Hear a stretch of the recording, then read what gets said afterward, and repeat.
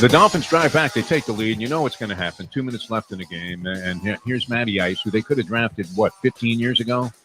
Instead, Bill Parcells, the tuna, who's helped start the trend towards the bottom of the ocean, my friends. Yep. It was the tuna. It's all on the tuna. Why don't we go back to the tuna? Bill Parcells, we thought he was going to be the savior. Teams that are bad are always looking for saviors, and they believe that whoever the next incoming the guy is, whatever component that is, whether it's a coach, GM, owner, quarterback, a number one pick, free agent signing, they always think, wow, this is going to be the guy. And it never is. More often than not, it turns out that guy is indeed the Mike Tannenbaum saboteur that buries your team. The Atlanta Falcons organization is always, it seems like, in some form of upheaval, is it not? Oh, yeah. So they come in here a disheveled mess, and here's Greer with what should be a very polished team 3 years after a tank job, loaded with all kinds of great new talent, and sparked by a fresh young quarterback who they had targeted all along to be the guy that was going to guide their fortunes. And I literally thought Deshaun Watson was going to start the fourth quarter. Right? Chris Greer's on the phone the entire first half. Hey, we'll take him. No, I don't care. Tell us the way to come.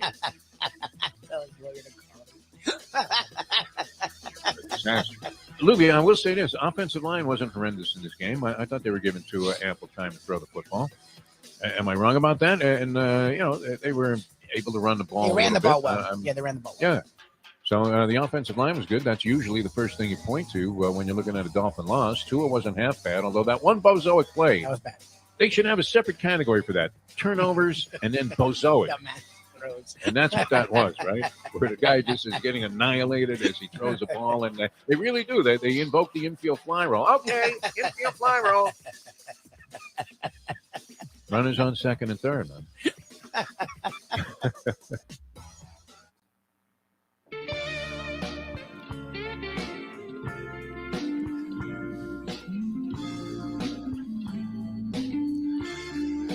On a beautiful Wednesday here in South Florida, we come to you from South Florida on Ion Channel and all around the world.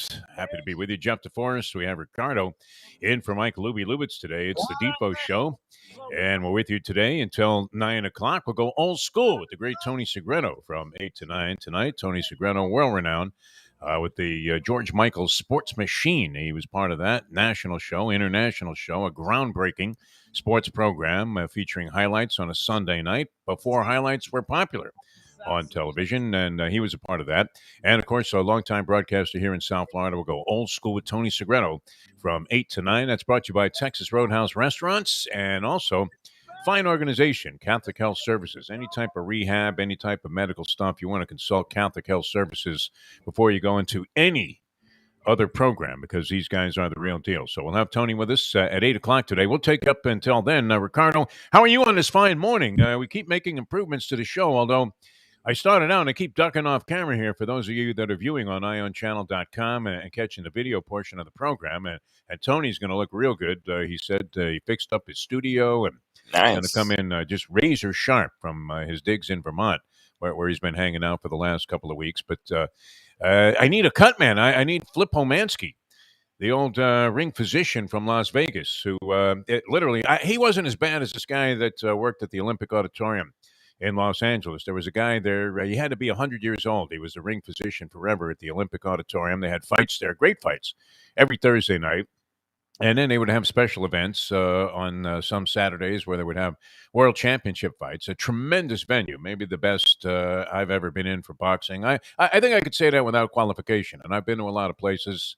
I guess one of the few places I didn't check out that is one of those old school bastions for great boxing events is the Blue Horizon in Philadelphia. I never got to the Blue Horizon in Philadelphia, but been pretty much everywhere else. I loved going to the Olympic. That's where I first got started covering boxing. You're the Johnny Cash of sports radio. I love old venues. I really do. I don't know that you necessarily want to go to some relic of a stadium. People, this was an argument forever on South Florida Sports Talk Radio. Well, you think the Dolphins would be better if they still played in the Orange Bowl? Oh, yeah. It's a big difference. No, they would just stink in a dump of a stadium. That's all. It's Betty Davis time there. Who's Afraid of Virginia Woolf? What a dump. I was afraid the first time I walked into the Orange Bowl. I had never seen such a relic of a facility. Now, it did have its own vibe to it. I will admit to that there was something about it. Everybody remembers Jaworski trying to get that pass off at the Philadelphia Eagles, and he was at the closed end of the stadium, and the people were going nuts, and the noise in there literally vibrated throughout the entire city at that time. You would have thought that you could measure the excitement in that stadium on a Richter scale. And the stadium shook, but it shook for a reason. The reason was, I think it was built with an erector set. I don't know if you were around when they had the old erector sets. Yes. You'd put something fantastic together, like you had just literally erected Hudson Yards for Stephen Ross. And then your mother would like drop the groceries on the kitchen counter and the whole thing would fall apart. That was it. But I remember being in the bowels and the underworkings of the Orange Bowl. The first time I went in there, I went down on the field to do some announcements, and I couldn't believe what I was staring up at. I have never seen. You would think the same guy that was the architect for that was the guy that designed what we have here in South Florida, probably the worst piece of road anywhere in the world, the Golden Glades Interchange, where you can go this way and that way and this way and that way and this way, but you never know where the hell you're going, and you come out of it a wreck, both physically and mentally, and usually you're in a wreck before you even get out of that territory. But no, I did like those old relic boxing arenas. The Olympic Auditorium was one. It was, obviously built for the Olympic Games in Los Angeles. I want to say that was circa 1932, if you can imagine, 1932. They put this facility together, and they had made scant little improvements and or upgrades over what would be almost 90 years now of existence. Right. I don't know if they still hold events there at the Olympic Auditorium. I would imagine, if the authorities had been doing their job, they would have condemned the building many years ago. But nonetheless, it was a great place, and I had a guy named Dr. Bernhard Schwartz. I don't know if he was a Jewish fellow. He was of German descent, but Dr. Bernhard Schwartz, and he looked every bit of 100. Like you were referencing before we got started, Ricardo, Mick from the Rocky movies, Burgess Meredith, of course, said, "Women, weaken legs." Was that the? That may have been the most meaningful line in all of the Rocky movies, right? In terms of replicating what real life is all about. Women, weaken legs.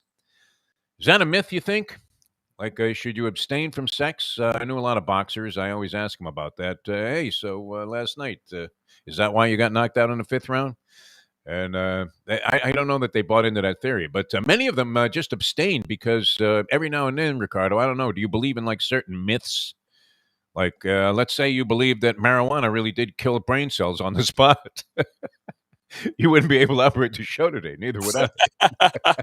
There wouldn't be many brain cells. I don't know. Is that myth? I mean, I used to say like too much masturbation, you would go blind. I would have been singing "My Cherie Amour." I guess 14 myths that I do believe in are like the baseball ones.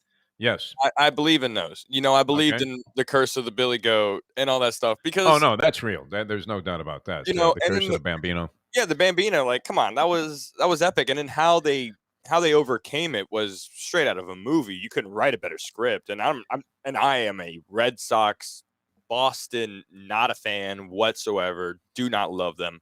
And why does everybody hate teams from Boston? I don't personally. I mean, they've had great accomplishments. Red Sox, of course, beating the curse of the Bambino is not an easy thing. Right. All curses, though, have a statute of limitations, don't they? Even if it's like 100 years. Well, but eventually they have to fade, don't they? I mean, we're hoping this COVID-19 goes away, herd immunity and whatever else it's going to take, inoculating 5-year-olds, whatever we have to do. Eventually, you're thinking, what year is it going to be where no one ever mentions COVID-19 again, except as something what was hideous that took place in the past? What do you figure? Another 10 years from now? Oof. I mean, I don't know, Defo. There's a shelf life, though, on all curses, all epidemics, all pandemics. I mean, whatever it is that is evil. There seems, unless, of course, you're like me and you're a degenerate gambler, and then you were permanently cursed. There's no question about it. There you go. As was the case with the World Series last night. I had to sit there, and I was rooting for the Braves to win the thing because I did like them before the season started. I thought that they would win the World Series this year. And I happened to be in a place where you could wager on that proposition. It might have been Atlantic City, could have been Las Vegas. I guess it was Atlantic City. And I'm looking at the board there, and the Braves were 10-1 before the season started. And I thought 10-1's pretty good. I mean, I give them a shot. They were right there. They were knocking on the door. They only had they had a chance to go to the World Series last year, and just missed out. It looked like they were primed and ready to go and make some moves. They even got Charlie Morton. Didn't they acquire him during the offseason? From where did he come from? The Rays, who managed to. I don't know. They managed to let guys go that are crucial to whatever it is that they did in the current season. And they'll let like 5 of them go in the offseason and replace them with no names and nobodies and guys that even the general manager never heard of. And then they're right there beating the Yankees to a number of wins. I don't know if it's good enough to win a championship. It hasn't been so far, but sure is nice to have a contending team all the time. You mentioned your beloved Marlins here in South Florida. Love them. Oh, my God. What happened there? Not every team can do it. You need a lot of front office ingenuity to be the Tampa Bay Rays, do you not?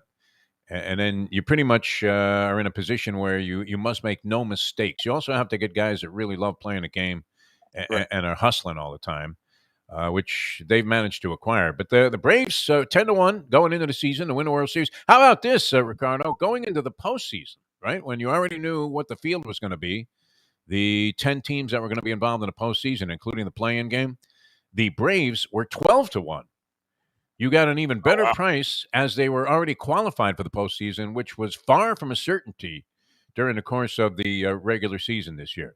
The Braves were sub 500, around the All-Star game, and then had a phenomenal run after the trade deadline, which we'll get into this thing with the NFL trade deadline is a dud. The only thing that's talked about are the guys that didn't get traded. Right. It's drama. It's drama. It's something off the field to talk about. It's the middle of the week sort of thing. And today it's going to be all the people that should have been traded and all the trades that could have happened. And, we're getting news now about the Dolphins and Deshaun Watson and the things that were happening there. What really happened there, though? Do we know? Do we have any idea? I mean, did the Dolphins call and say, hey, listen, we want Deshaun Watson. We'll give you anything, whatever you want. You want Stephen Ross's money? We'll give you that, too.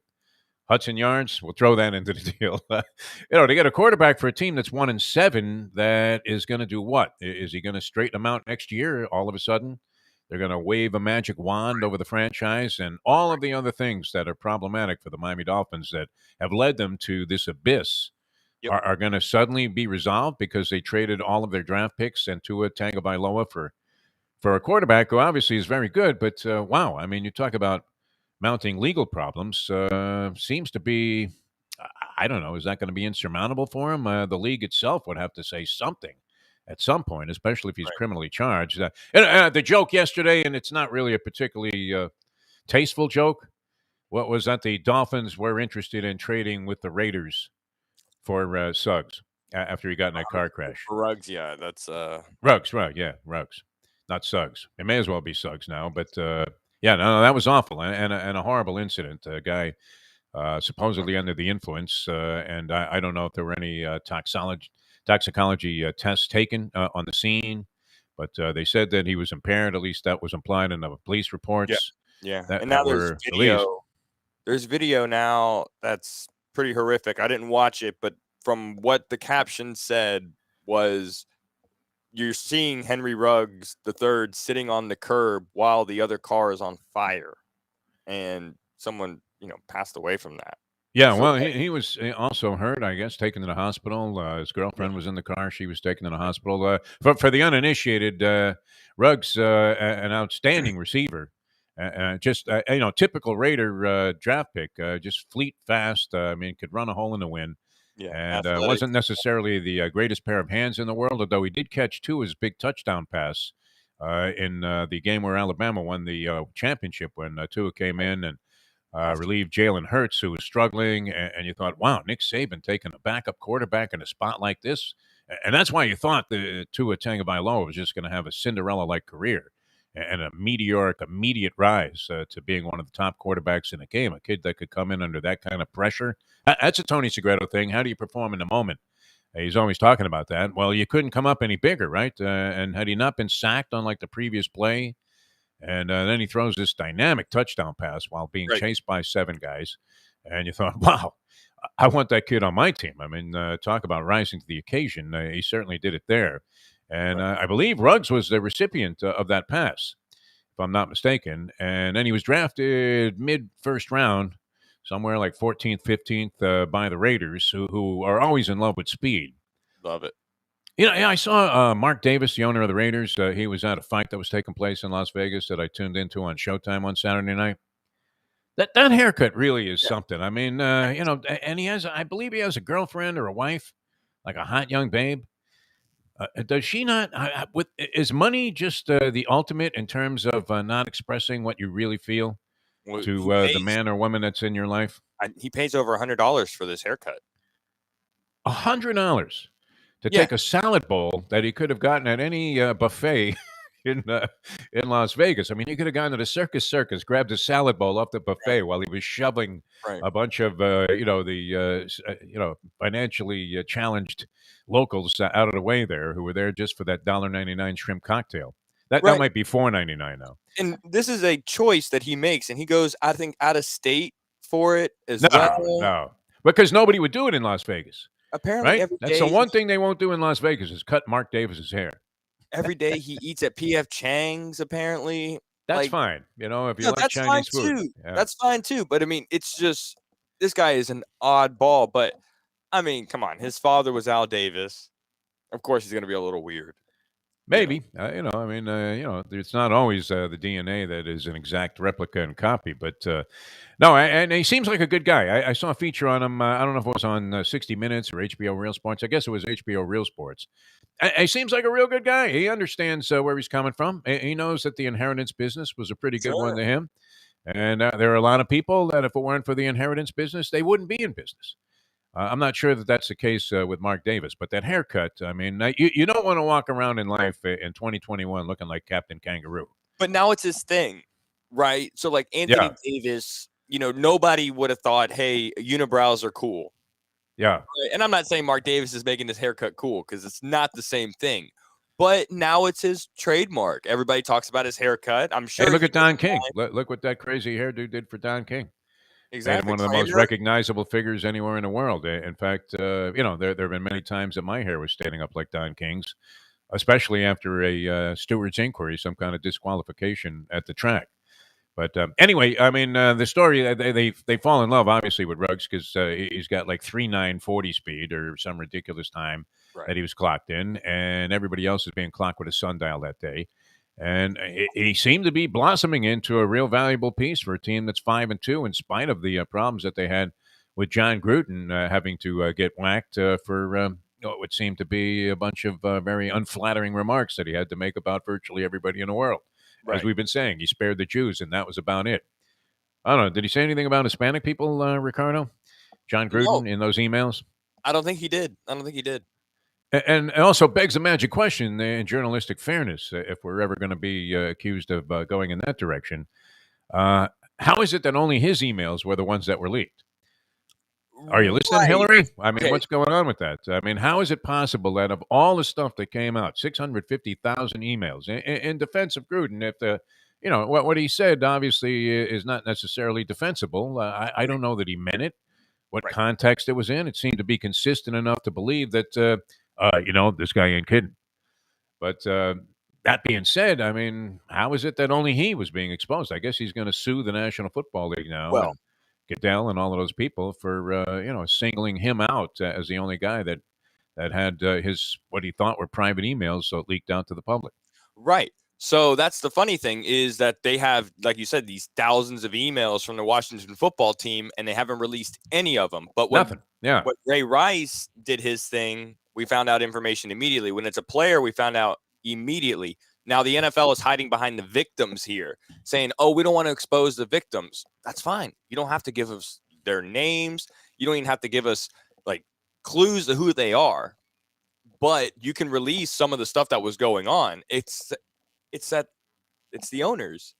Dan Snyder, they got a pretty good lock on that. They had their own guy do the investigation, too. And that guy came under scrutiny for a few indiscretions that he had taken on his path to finding the truth. But no, we know who wins in the National Football League. It's the owners, Right. even if they're the dumbest, ridiculous, most idiotic collection of businessmen and egomaniacs that you can find. I mean, look at this poor slob, Stephen Ross.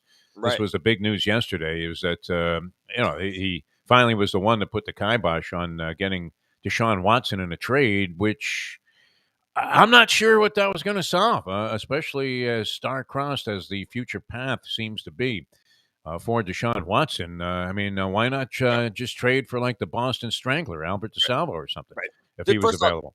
First off, is this in the NBA? Let's just take out all the other stuff of Deshaun Watson with the allegations and everything, which if he would have played, this isn't the NBA. If you get LeBron James on your team, now your entire team has changed. Your dynamic has changed. You get a good quarterback on your team, and the rest of your team is mediocre. Your line is nothing that anybody, praises. It's not any good.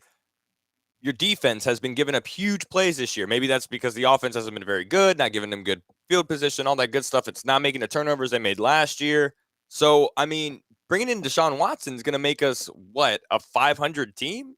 Let's just say. Well, you're filling, the fans and I guess the organization with some hope that you have a real quarterback. And we do know the importance of the quarterback position. Yes, of course. It's the old chicken or the egg thing. What came first? If you have a great quarterback, can you fill in the pieces around him? Does it become that much easier? You would have to think yes, although the Dolphins have not been in that position for a long, long time. And we all know this, and I hate to say it, this hurts me. And it's one of the reasons I need a cut man here today on the program. And, we want to pay tribute and homage to the great Flip Omansky and guys like Bernhard Schwartz, who, as a guy was on his last breath, would say, yeah, one more round, Vinny. Give him one more round. He's got to show me something. And then let the guy go out there and get bludgeoned even further. I don't even know why they bothered, right? What was the point of having the ring position? He would come over there. There's a guy with a gash the size of the Grand Canyon over his left eye, and that's his good eye. The other eye is shut, and the guy calls a timeout. The referee calls a timeout. He goes over. He wipes it off with a little towel. It's bleeding like a sieve. And he looks at the guy with the little flashlight, looks in his eyes, and goes, yeah, keep fighting. The brawls in Escape from New York were not as vicious and ugly as some of the things that you see that are allowed to go on, courtesy of the advice of the ring physician. So we know that that's a relatively useless commodity. But I guess, you have to sell the fans some hope that you have a resolution at that position. And Deshaun Watson was great, but he only won 4 games with the Texans last year. So and he had a great season. So I don't know that you solve your entire problem by making that deal. And you would think that there are probably other ways around it, that in the Dolphins' grand scheme, not to dwell on a really poor organization, but it is baffling. And as we said yesterday, it's as much of a mystery. Remember when like the 5,000 birds all started flying into buildings? I think, was that in Atlanta or something?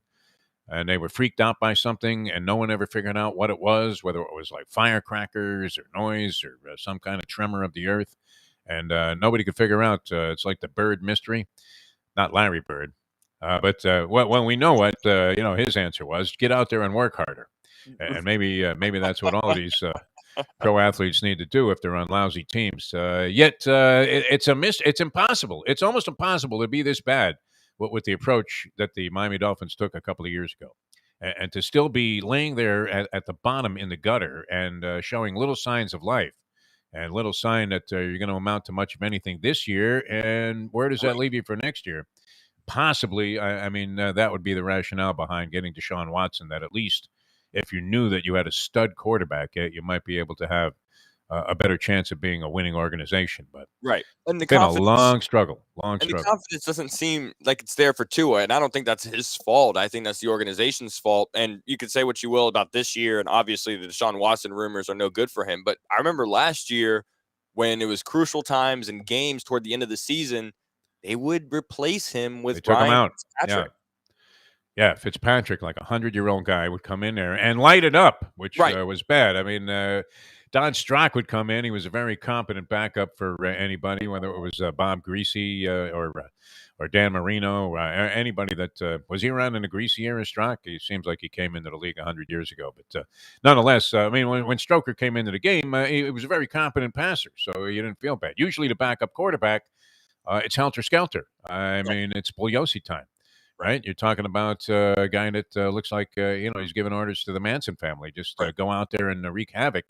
And there's no organization. It's almost like the substitute teacher came into class and said, okay, kids, take out a sheet of paper. We're going to have a quiz. And you're like, what? Sheet of paper? Whoosh! And you start firing spitballs at the blackboard until the guy runs out of the class. Chaos usually ensues after the backup quarterback comes in. So this case, and the fans like to embrace a backup who's successful, but that was kind of ugly. Definitely a knock. I mean, even if you're losing, you're not playing particularly well, you'd like to think you're going to have a shot to pull it together if you're going to be a guy that down the road, especially a professional team, is going to be counting on. How about this shot, though? I know you're a baseball fan. And wasn't that great last night? This Soler home run? Jorge Soler, yeah. Wow. Jorge Soler, who became the MVP of the World Series. He had 3 home runs. 2 of them were actually, you could track them. One was a definitive deciding blow in one of the earlier games in the series as he hit the home run to put the Braves on top 3-2. And they held on and won by that score. And then last night, of course, in the clinching game, he just whacked one. I mean, that thing... What was halfway to Dallas, man? That ball was just absolutely annihilated. And how does that guy get away, Luis Garcia, with that windup? He practically looks like he's done a small routine on Dancing with the Stars while he's standing on the rubber, and then he goes into his windup and fires a ball. But you could sort of see that coming. The writing was on the wall, was it not? Because he had a lot of stuff that was up high in the strike zone, and the Braves kept missing it. And then all of a sudden, he threw this one to Soler, and that was it, man. He hit the ball like that was one of those things that they would put a baseball card tracking the flight of the ball as it went completely out of the stadium and put the Braves on top 3-0, and they held on. That was great. They hit a couple of other home runs. Freddie Freeman. Is he now the Dale Murphy of the Atlanta Braves? I mean, he is identified directly with the Atlanta Braves, and maybe in a positive way. You haven't lessened your hatred of the Braves, Ricardo? No, because they're the team that, the Miami Marlins, I mean, they're in our division, first off. I grew up in Alabama as well. I moved there at a very young age, so I had to watch a lot of Braves baseball if I wanted to watch baseball. Unfortunately, we got Chip Carey, man, and the crew. Yeah. Yeah, no, I mean, I'm not hating on Chip Carey. He was great. It was just that, oh, my God, these Braves. And I also grew up watching the Brian McCann Braves, and they weren't my favorite Braves. But I think that the Freddie Freeman thing you were saying that he's identified as a Brave, I think that was a torch pass from Chipper straight on to him. Oh, yeah. No, he became, the next Chipper Jones. Good reference there. Of course, I'm going back 50 years to Dale Murphy.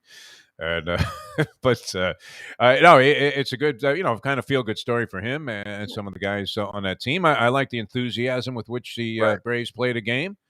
I know a lot of people don't like them. They've gotten in a couple of battles. There was some fiery stuff between the Braves and the Marlins. I could see why you have a problem there. Yeah. Freddie Gonzalez was one of the constants there. He was a manager of the Marlins and went to the Braves, and they were always getting embroiled in battles on the field, physical and back and forth. You could see them, just spewing venom on each other.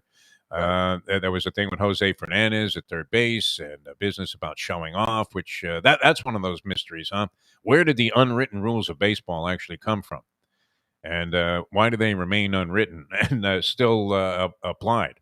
Where, and you would have thought Soler would have gotten beamed the next time he was up after he stood there at home plate and watched that thing, but you couldn't help it if you would hit a shot like that. And you could kind of tell, I don't know that it was Bobby Thompson, shot heard around the world, but did you not think that spelled curtains immediately for the Houston Astros in Game 6? I mean, I don't know. I thought that after the Grand Slam in Game 5, that could have cooked them. That was over. Who hits a Grand Slam in the first inning, going up 4-0, and loses the game? I mean, this doesn't happen. There's a lot of time left. I mean, and you can see all you have to do is chip away. I mean, that's the beauty of baseball. Just come back. They got a couple of runs back. They got a guy that had kind of resurrected his series from the grave there in Bregman. Comes through with a big hit after being dropped in the order. And you could see they could chip away. Yeah. I mean, that game wasn't on ice. For the Astros, the catcher. I mean, he was... Maldonado. He was like 4 for 300. in the postseason. They kept him out there. So it doesn't say much for the backup guy. But How poor defensively was the backup catcher for the Astros if they allowed a guy who was 4 for 300 to be batting in the lineup? And then, of course, the insult, this wasn't that an old Tony La Russa thing where he would bat the pitcher eighth? And when you didn't have the designated hitter in the American League, and he hit the pitcher, Greinke, eighth, and had Maldonado batting ninth, which would not be, particularly flattering if you were a regular hitter in the lineup and you had a pitcher hitting in front of you, unless it was like Bob Gibson or somebody who could really handle a bat. Juan Marichal was pretty good with a bat. Back in the day, you would have the occasional pitcher, like out of the 4 guys in your rotation, one of them could hit the ball a little bit. And now that's absolutely an extinction in terms of what happens in baseball. That's not true. Ohtani. Oh, Ohtani, yeah. But he's a freak. Right, exactly. Yeah, a guy that could, have that many wins, strike out that many guys, and then almost, I guess, did he not lead the league in home runs? I think he fell off. He did? He ended up leading. He had over 40. Yeah. I think he had 40-something. So, I mean, he was right up there. Regardless, if you're also putting in innings, pretty impressive. Yeah, no, he was great. I mean, I thought he was, definitely. I guess he's going to win the MVP. He got the most outstanding player. You would have thought Guerrero Jr. Would have had an excellent chance to win the MVP. He was tracking the Triple Crown during the season for the Toronto Blue Jays. Yeah. But all of the sentiment was with Ohtani. And, it's not like you could sit there and go, what are these clowns talking about? This guy stinks. This may stink. I don't know. What does this make you feel that the college football playoff rankings have come out, and we've been speculating about this, that Cincinnati, this is the initial rankings. It's not the final, but let's face it goes a long way. It's like in the old days when the preseason rankings would come out, and if you weren't in the top 15, you had no chance to win the national championship because you had too many teams to climb over. You could go undefeated and beat everybody in the top 5, but because you started out the season in such a poor position, it was pretty hard for teams that were ranked outside of the top 10 or even top 5 to go on and win the national championship. And that was based on nothing. Nobody knows what these guys are going to do from one year to the next. Right. I mean, you can make the assumption that certain programs are always going to be okay, especially now. But and that was probably true, in the past also, but not as an empirical truth that you could apply, in all situations. So here's Cincinnati. They are the modern-day UCF, are they not? University of Central Florida. Trying to make a claim. Yeah, Boise State. But, I mean, if they're going to make it impossible for these teams to even have a chance, I don't know what the solution is. You're essentially ruling out anybody that's not in a Power 5 conference from having any chance at all of winning a national championship. And so Cincinnati, undefeated, does no better than 6th. And, of course, you have to be in the top 4 to make it into the postseason run for the national championship. Georgia, number 1. Here's a surprise. Alabama, in spite of being ranked like 3rd or 4th in most polls, number 2, of course, firmly entrenched in there because of Nick Saban's connections to the good old boy network that decides these things. Is Condoleezza Rice still on the committee? I don't know. They had just a weird, they had all kinds of crazy people from different aspects of life, on the committee originally, and I'm not sure what the reason for trying to have this kind of diversity. Did Condoleezza Rice watch any college football? She might be an avid fan. I mean, it's very possible that she is like to college football what Diane Cannon was to the Lakers many years ago. You're just a rabid fan that became symbolic with the game. I'm a rabid Marlins fan, and I probably shouldn't be, making decisions for anything. Well, I don't know that she, I'm not sure she's still on the committee there. I'm not sure who's on the committee to decide who's in the college football playoff rankings. But Condoleezza Rice was at one time on one of these committees. I think Pauly Shore also had a vote. But it had like a weird combination of people, right? Tyson Fury was deciding who was going to play in the college football championships. But they ranked them this way, and this was the initial one. Now, there can be obviously change. Somebody loses, it's going to impact this a great deal. Georgia, number 1. Bama, number 2. Michigan State, getting some respect for beating Jim Harbaugh in Michigan over the past weekend. They're number 3 in the rankings. And Mario Cristobal, who a lot of people feel, hey, how come he's not coaching at Miami? Did they not want Mario Cristobal? I know he was working with the Alabama staff, and then you got the Oregon job and has done a very good job there. Acquitted himself very well as a Division I level college football coach. But Oregon's in there at number 4. Ohio State just outside of number 5, and Cincinnati, Hose Job City, gets number 6, even though they're 2 or 3 in the rankings and virtually. Right. Well, I mean, you have 2 polls that are of importance and impact. I don't know how much impact they have anymore because they completely ignored that and threw them right out of the top 5. You knew there was no way Cincinnati was getting into this national championship playoff picture, and they showed them right away where the door is. Yeah. Well, the only way it would have to be catastrophic for the people above them. You know, Michigan State would have to lose a couple of games. Ohio State looks like they're going to have to lose again. Alabama would have to lose again. Georgia might have to lose twice. You know, anybody loses one more, you figure they have to drop out of this thing now. Georgia would, I mean, probably be allowed one loss before they. I don't know that they play anybody of any significance the rest of the way, though. Their big game was Florida, and they trounced the Gators as if they didn't exist. And so they are yet to be challenged this year. I mean, anybody can stumble. We know that. All of the cliches apply, obviously, any given Sunday, in this case, any given Saturday or Friday or Thursday or Wednesday, whenever they're playing the games. These teams are not playing on a Wednesday night. You're seeing Northern Illinois and Toledo on a Wednesday night. Exactly. Have those games been diminished? I don't see the infiltration and just the absolute inundation of college football games during the week like you used to. Has the scheduling changed? Because you would have 2 or 3 games. It would be like, okay, here we are, Tuesday night football. We got our big one here. Right. It's the Atlantic Coast Conference special of the week. But anyway, that came out yesterday. I'm not sure what it means. I thought maybe Cincinnati would be in the top 4. I'm a campaigner for the underdog. Here on the Defo Show, we root for the underdog. We're underdogs. We have been in that position our entire lives. Looking to catch a break here. I think we finally did with Jack Namer and the people at Ion Channel. And we'll see if we can pull this thing off tomorrow, Ricardo. That's going to be great. The Hialeah Park Trivia Challenge in its new format. Adventure. Well, it was an adventure last week, and we did it. So we'll see if we can connect on that thing today, or tomorrow. That's going to be a lot of fun. All right, we're going to go old school with Tony Segreto later on. Tony's going to join us in the 8 o'clock hour. That's brought to you by Texas Roadhouse Restaurants, fine establishments, and of course Catholic Health Services. And we are brought to you by Destination Sport Miami. Which, wow, you talk about a winner.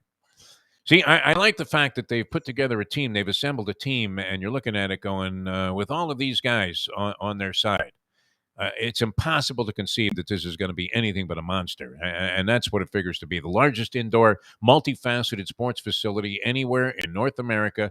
That includes you, Canada. Oh, Canada. You'll never be as big as this. No, it's going to be great and really well planned out, well thought out. It's going to be an integral part of the sports community here. Destination Sport Miami. Elite teams are going to be coming from all over the world to train here. Elite athletes. And then it also is going to be available to the common man like you and me, Ricardo. We can go there and shoot some hoops or be a part of their many programs. They're going to have a gigantic indoor facility with regulation basketball courts, multi-regulation NBA basketball courts, multi-regulation NHL hockey rinks, multi-regulation football fields, NFL size. I mean, I guess all football fields are pretty much the same size, right, Ricardo? That was kind of a non-essential qualifier. Like it's 100 yards, but it's not going to be some rinky-dink thing. That's what I'm talking about. That you're usually crammed into on an indoor level. Tennis courts are going to have virtually everything. Any sport that you want to train for, you'll be able to do it there and do it in style with the most modern of equipment. Really a phenomenal undertaking. They're doing a great job getting the thing together and put together a terrific staff as well. Destination Sport Miami, and we're happy to represent them here on the Defo Show. Ricardo in for Mike Lubitz. Lubitz, whereabouts unknown. Parts unknown, whereabouts unknown, my friend. And we will try and catch up with him. But Ricardo doing a fine job. And I like your background so much more than the Lubie background of the crib, the mystery crib. Because I asked him if his wife's impregnated and having a baby. And he said, no, not happening. And the world, I'm not sure the world is ready for a little Lubitz. Oh, my gosh. Oh, my God. That's going to be an adventure. But no, I like it. Kind of a psychedelic feel there. And at the same time, you have some classic posters. You're looking good, my friend. And thanks so much for filling in for Mike Lubitz. I'm Jeff Deforrest on On Channel, and we will continue in a moment with more. Now that The time. hose job, baby. That's what that was with Cincinnati. Just a straight up hose job. We're checking for lice. It's 7:39. Play the ponies in style at Champions, the outstanding simulcasting room at beautiful Hialeah Park. Yes, the grand old lady of thoroughbred racing has never been more vibrant, and you can wager on the races from the top tracks around the country while enjoying a cocktail at the Brass Rail Bar or any of the fine food served throughout the facility. If poker is your game, you're covered in style, and you can play all your favorite Vegas-style games, including blackjack, craps, and roulette in Hialeah Park's sizzling hot casino. Get a player's card when you walk through the door for all kinds of generous amenities, including our favorite, free play, when you come out to the ultimate casino and entertainment destination, Hialeah Park. Hey, folks, Tony Segreto here. What if I told you you could go to a great restaurant, feel completely safe because their COVID protocol is unmatched, have an amazing meal, have a great time. When the bill comes, you won't get sticker shock. You're going to say, that's too good to be true. No, it's not, because I'm talking about Texas Roadhouse. Great family atmosphere, great atmosphere for a couple, great atmosphere if you just want to go by yourself and watch a game and have the coldest beer in town. And while you're doing that, have the best bread in town. All at Texas Roadhouse. Everything you get there is fresh every day and made sure it's served at your table, hot and ready to go. And the best part is you don't get sticker shock because the prices are amazing. Texas Roadhouse. Hey, it's Mike Mayo for Even Keel Fish Shack, corner of A1A and Commercial Boulevard at Lauderdale by the Sea. It's my favorite place now for great seafood in a casual beachfront setting. They've got happy hour 4 to 7 Monday through Friday. They've got great dishes like grilled oysters and oysters on the half shell, bang bang shrimp, lobster rolls, octopus. They also have burgers and chicken for those who don't like the seafood. They're open 7 days a week for a lunch, dinner, and weekend brunch.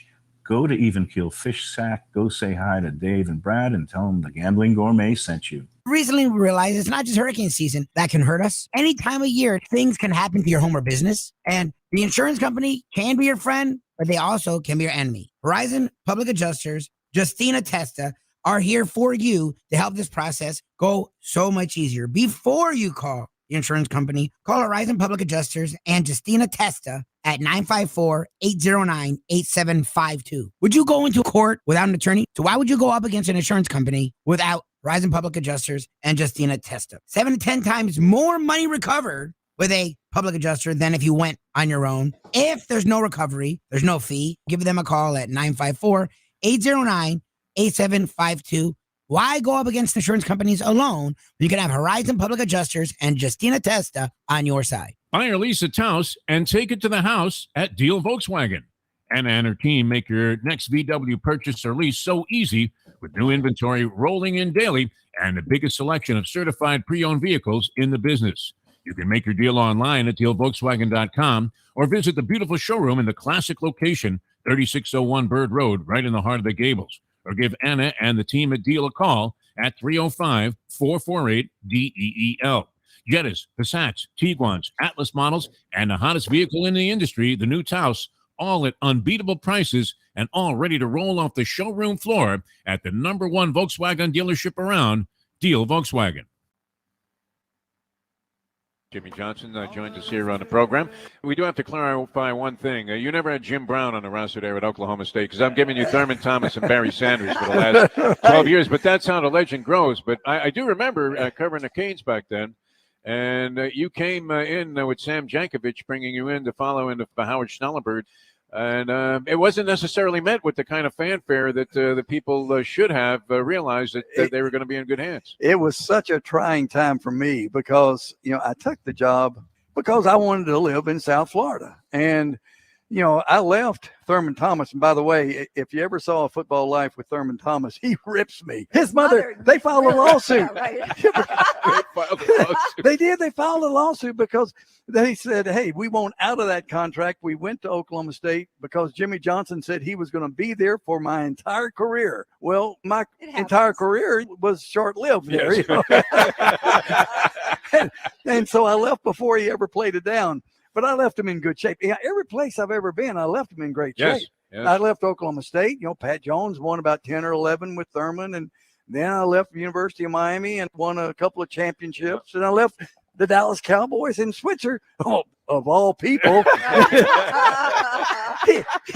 he won a Super Bowl, going to work at 9 o'clock in the morning and going home at 3 or 4. Enjoy your trip to work with lots of laughs thanks to Defo and Lubie. Now on the Defo Show.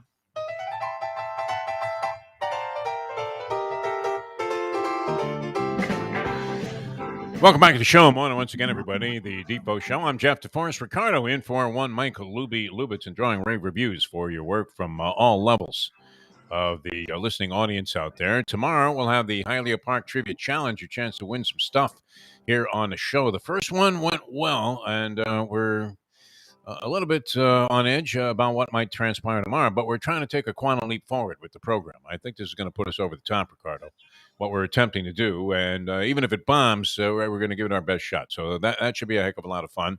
I know Jack and my buddy Frank Fiore from Hialeah Park got together, and Hialeah is celebrating. I didn't see any statistical material on this. You would have thought, Ricardo, this would have been a big story where they would have mentioned the amount of money that was wagered legally yesterday on the first day where that was an option for people that live in the state of Florida. And this is through a phone app that is distributed, I guess, operated by the Hard Rock Hotel and the Seminole Tribe. Now, there are going to be other local hubs, of which Hialeah is going to be one of them. Nice. And we were all very excited about the idea of going to a place, being able to bet on some games and then watch them. Now, Hialeah is set up beautifully if you were going to go to like a sports book type of atmosphere and look for that, where you have a zillion games on different screens, but they're all identifiable because you don't have some games relegated to some little tiny black and white with rabbit ear antennas over in the corner there. Yeah, there's a game. There's Cincinnati. That's the game that they're on with those guys that are making the decisions in the college football playoff race. But nonetheless, perfectly set up because they're doing simulcasting. And my favorite activity, among my favorite activities is screen-to-screen horse race wagering. Horse race wagering is what I meant to say. And did that come out right? Or is that horse race? That's a tongue twister for sure. Horse race wagering. Yes, and we love doing that. And, you go to certain places, and they're really set up right for it, like the Champion Simulcasting Room at Hialeah Park. I mean, just beautiful. You go screen to screen. And the concept there, Ricardo, for the uninitiated is, it's going to be post time immediately, like as soon as the horses cross the wire, let's say in a race at Gulfstream, it's going to be post time somewhere else. Maybe Laurel, Belmont Park, Churchill Downs, Santa Anita, whatever. I mean, Belterra. And you will bet if you're a sick degenerate with no self-control whatsoever. And this is while you're thinking about things like, well, maybe I ought to practice better money management. If you were going to do that, you would have kept your money in your pocket there. But you certainly wouldn't be unloading, whatever amount it is that you're wagering. Let's say it's even like $40-50 a race, which is not a phenomenal amount of money for a guy that's betting on horse racing to throw out there and speculate that he might get some money back. But if you're betting 1,000 races a day, like I tend to do, you better have a very large bankroll, just in case you're not cashing tickets on a regular basis in the early stages. Otherwise, it's whoosh, right out the door. Another $500 hot dog and swearing off the sport for the rest of your life. But they're set up for this kind of action where you could watch a bunch of games. And that's a great thing. I mean, it's a real social endeavor. People look at it as, some kind of sickness. No. You just don't want to admit that, Defo. Well, everything can be, a problem. If you drink too much, it's a problem. But people. Why are you looking at me? Why are you looking at me with that one, Ricardo? But some people like to go out and have a couple drinks or whatever. But I mean, obviously, there are issues, gambling as well. But gambling is funny in this. There could be a good gambling addiction and a bad one, because nobody's going to call a gambling addiction to somebody who keeps winning. So, that's the problem is you can't find that guy. You show me that guy. I mean, you used to work with the Greek, and he had some kind of serendipitous luck that surrounded him until all of a sudden he made the fatal mistake of getting married. Right? The guy held out forever. And, he was fine. He was tap dancing all his way, through life. It was just absolutely fantastic. Betting games, he would bet 3 dimes on a team. They're down 17 in the fourth quarter. They come back and win. I mean, phenomenal luck. He'd bet $100 on some bomb at the racetrack, having no idea what he was doing. More likely to have like a comic book in his hand than the racing form. Right. And sure enough, the horse would win, pay $60, and he'd walk out of there with $3,000. It's like uncanny luck this guy had until when? And this maybe, and I've referenced this many times. It's stuck in my head ever since I first saw it in a book. The great Andy Beyer, the great handicapper Andy Beyer, and I think the name of the book might have been Picking Winners, which he was very adept at, Andy Beyer. Right. He was a revolutionary in the horse racing game. He came up with his own way of making an equation, maybe one of the great statistics. Some people don't believe in this, but one of the great statistics. I mean, I'm talking Bill James squared. When it came to equating things and numerology that doesn't normally fall into the same equation, if you're following me here. It's like Early analytics then. all of a sudden I'm Rene Descartes. Yeah. And you can assign one number to a horse and its performance, and that number represents like a zillion factors and also will give you a great indicator for the most part. I mean, not that it works every time, but a great indicator as to which horses have a legitimate shot to win a race and which ones have no chance whatsoever. Right. These are odds. These are mathematically what's going to happen. But, real life is real life. So, but if these races theoretically were to run 100 times, they would win a certain amount according to that number. Well, this number takes into account so many variables that the fact that a guy could assign a number that has, I mean, if you track it over time, as I said, nothing is 100% foolproof. But if you track it over time, I mean, it has a level of accuracy to it that you can at least look at it as a major indicator in certain cases and say, okay, that this horse will never win this race. Never in a million years. It could run it a million times. This horse is an elimination city. Or, the reverse is here's a horse that just jumps off the page. Right. And you can find out. Now, they're trying to do that now, and they're making these kind of quantifiers in all sports. And I think to the detriment of sports in general, all of these qualifiers. And now you're seeing those stats surface, even as they're doing a World Series game, where they're talking about how this guy performs with runners in scoring position from the seventh inning on after having a count of 0-2 and facing nothing but curveballs in his first three at-bats. You're like, what? So he's hitting 260 in that spot? What does that mean? And then the guy goes ahead and proceeds to do what he always does, which is strike out without even coming close to making contact, because that's the way baseball is today. But, yeah, I mean, with your guy to Greek, I mean, and I hate to single him out because he's not the first guy to have this happen to him, but living literally just a charmed life. And then he gets married. She ends up, I don't know, with the pool guy or something. I'm not exactly sure what happened there. And the guy's never been the same. Never been the same. And that can affect you. And it can affect you as a gambler also, because all of a sudden, I believe when things like that, when you're on a bummer, you can't win, right? It's the old thing out of Rocky Balboa once again. You can't win, Rock. These was good fighters. The others were all setups. And it seems like you were just set up for a monumental fall. So anyway, it'd be great to go out and maybe we can get the Greek back into it, or anybody else.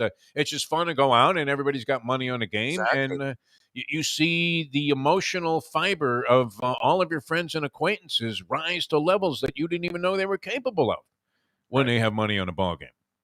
But in my case, this was ugliness because with me, the story of my life, it's the bets that I don't make. That have buried me. The ones that I pass on it, right? The Braves this year, you said that you really liked them, but you 10-1, right? Right. What was I going to pull the trigger on? Maybe $100. So I would have won $1,000 maybe. So I should quit crying? Is that what you're saying? No. You want to be right, though. That's the thing. Everybody wants to be right. Go with your gut. Yeah. Well, if I go with that, it would be pretty ample. I'd have to bet a few teams. There's no question.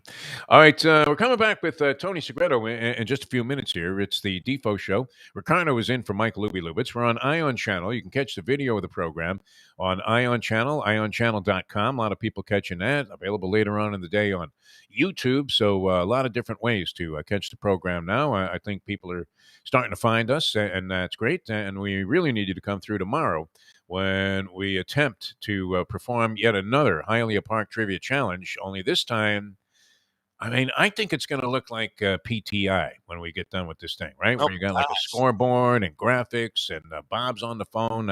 I don't know if we're going to be able to pull all of this off, but we're going to attempt to do that tomorrow. We will. I mean, we'll have some kind of a show no matter what. When are you going to So- tell me the plan for tomorrow? Like, there's this new plan. I don't know what we're trying to unveil here. When are you going to tell me? It's kind of like a sealed document at this Oh, point. Maybe some of the allegations against Deshaun Watson that really haven't come to the forefront yet because they're either too damning and too condemning, or they might eventually just release the guy from all of these legal problems. In which case, then you know what's going to happen if that turns out to be the case, where all of a sudden they drop all the lawsuits, no criminal charges. He is hailed as a hero. All of these accusations and assertions turned out to be completely false. It was Bob Kraft all along who was groping these poor massage therapists. And then Carolina, of course, will make a deal. They'll trade Sam Darnold for Deshaun Watson, and the Dolphins will be left with a unfortunately fragile Tua Tagovailoa. And what? They might have the number one pick, though. What do they do with that? Okay, Wouldn't but that be that's, great?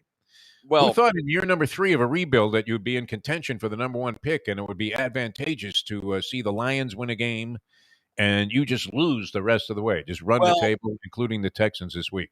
who's exciting to get in college right now, quarterback wise? I know that Matt Corral from Ole Miss, people like him. The guy from Liberty. Doesn't seem to be somebody, though. Usually in a draft, there's one guy, and you say, wow, we got it. It was Tua at one point.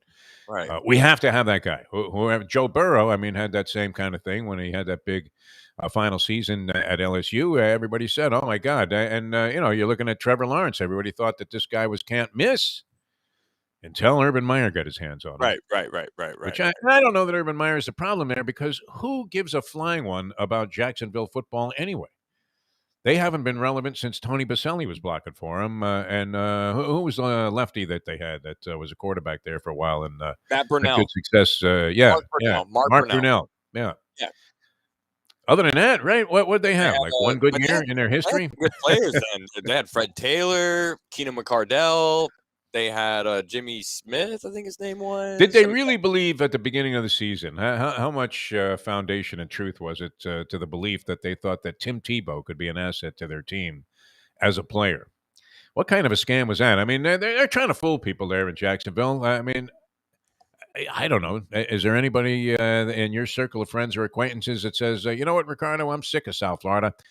I think I'm going to move to Jacksonville. No, My people brother did talk that. about the He loves it smell. there, though. They Yeah. talk about the smell from the paper mill in Georgia that comes down, and people say it smells terrible over there. But no, I mean, it is funny because the Cons own Jacksonville, and they're, in shambles, a dumpster fire. And then they also own a wrestling promotion, but that wrestling promotion is doing super well, super successful, and the kid's running that. So maybe the kid needs to be running the football team, where the real money is made, because he's pretty successful in the other venture.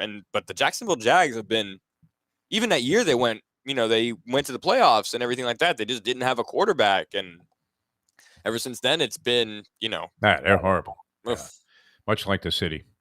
No, the paper mill smell wouldn't bother me nearly as much as when the wind was blowing the wrong way and you were getting a waft of Newark while living in New York City. All right, we're going to come back with more in a moment. Hialeah Park, wow, they're going to be one of the hubs for sports wagering. We don't know exactly what that's going to be. Lawsuits are flying around. Federal judges are involved. We have no statistical data on what was wagered yesterday on the app that was available for sports wagering with the World Series game. And there wasn't a ton of action last night. I guess you had some NBA taking place. Now with people, they're just betting like crazy, Meshuggah and nuts, where they're betting on individual plays during the course. This in-game betting is insane also. I think he's going to miss this field goal. What do you think? Yeah, you get 2-1.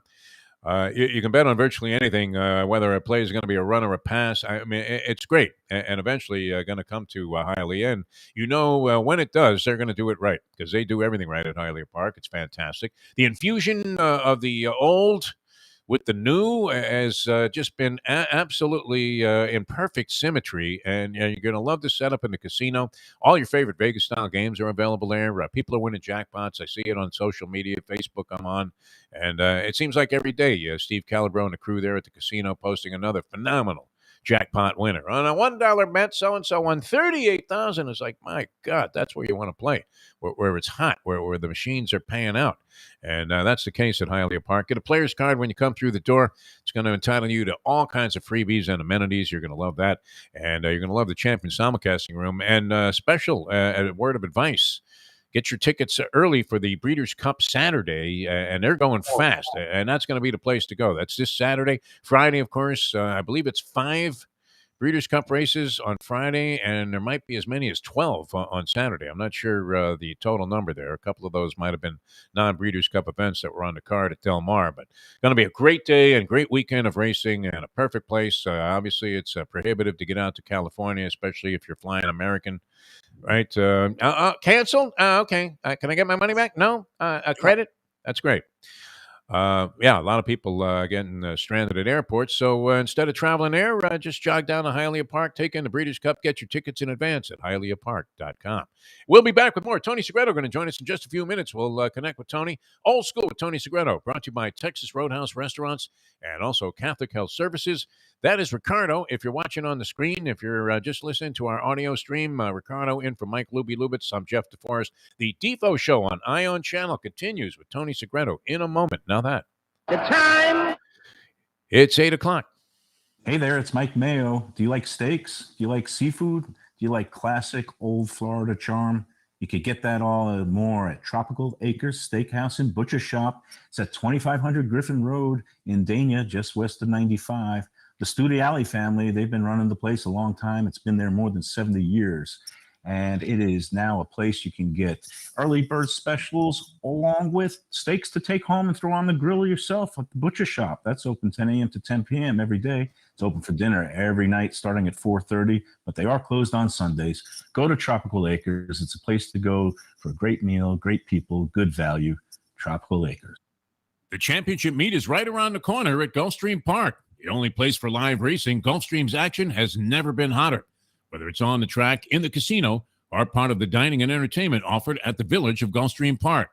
Currently running Thursday through Sunday, Gulfstream's racing package is the best in the country, with all the top horses and people in the game pointing towards another tremendous winter season.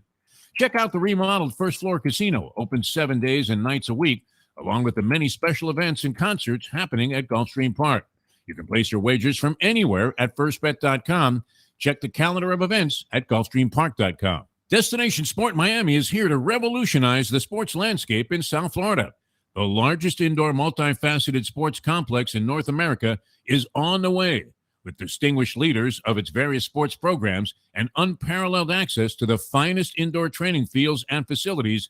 Destination Sport Miami will set South Florida apart as the destination of choice for elite athletic training and development, and for its dedication to youth programs and sports on all levels. A phenomenal concept and a powerful undertaking, Destination Sport Miami will also be an important commodity in the sports business community as well. Destination Sport Miami, its time has come. These days, we're all looking for comfort anywhere we can find it. Thank goodness for Landlubbers Raw Bar and Grill in the Plantation location, because they are making sure you are as comfortable as possible. First of all, they're not only open for delivery and pickup. All you have to do is go to landlubbersbarandgrill.com for both pickup and free delivery. Their hours have changed a little bit. Monday through Thursday from 3:30 to 10, and Friday, Saturday, and Sunday from 11:30 to 10. You're going to have the best wings in the world. You're going to have a great burger. You're going to have their amazing soups. Again, Landlubbers, Raw Bar and Grill. It's nice and easy. Just go to landlubbersbarandgrill.com for both your pickup and free delivery. Thank goodness for Landlubbers for making you always feel right at home. Since day one of Old School, we've had Catholic Health Services be part of our family. They are recognized as the quintessential rehab facility in the Southeast for strokes, but it goes well beyond strokes, because Catholic Health Services is in the community of South Florida to help the community stay healthy. And if they're not healthy, get them healthy and get them back on their feet quicker than they could have ever expected. They do it every single day. It's step and repeat, 24/7. Catholic Health Services. Hire Lisa Taus and take it to the house at Deal Volkswagen. Anna and her team make your next VW purchase or lease so easy, with new inventory rolling in daily and the biggest selection of certified pre-owned vehicles in the business. You can make your deal online at dealvolkswagen.com or visit the beautiful showroom in the classic location 3601 Bird Road, right in the heart of the Gables. Or give Anna and the team at Deal a call at 305-448-DEEL. Jettas, Passats, Tiguans, Atlas models, and the hottest vehicle in the industry, the new Taos, all at unbeatable prices and all ready to roll off the showroom floor at the #1 Volkswagen dealership around, Deal Volkswagen. We're joined now by Jerry Jones. Jerry, how you doing this morning? Hey, guys. Good morning. Morning to you. All right, Jerry, you come on every week, win or lose. You answer questions. You know the Tolos and the Cowboys fans want answers today. If I did have answers as to different directions regarding talent, if I did, I would not share them right now. I'm going to do a good job with you guys, but there's a whole bunch of time when I have to bullshit the hell out of you. I totally understand that because of some of the answers you just can't give. Do you understand bullshit? Well, we just had to drop that twice. Well, along those lines, the fans, and I know you care, that's not your end all be all, but you hear the fans and you know what they are saying. What would be your response to the fans who last night on social media said they felt like this team quit on Jason Garrett? Oh, all right. That's it. Oh, seems like he didn't want to answer that question, Kevin. Okay. The morning just isn't right without Defo. We now return to the Defo Show.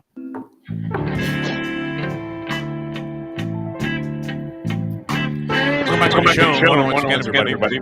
I'm Jeff Deforrest, Ricardo in for Mike Lubitz, and it's time to go old school with our dear friend, good friend, and really one of the iconic broadcasters in South Florida broadcasting history and around the world as well, with the George Michael Sports Machine that he was on. He was kind of carrying Michael there for a while. The great Tony Segreto. I love that clip that Ricardo played to begin the segment with, because we've been in that spot, and in this case, what's great is they're doing the Jerry Jones show.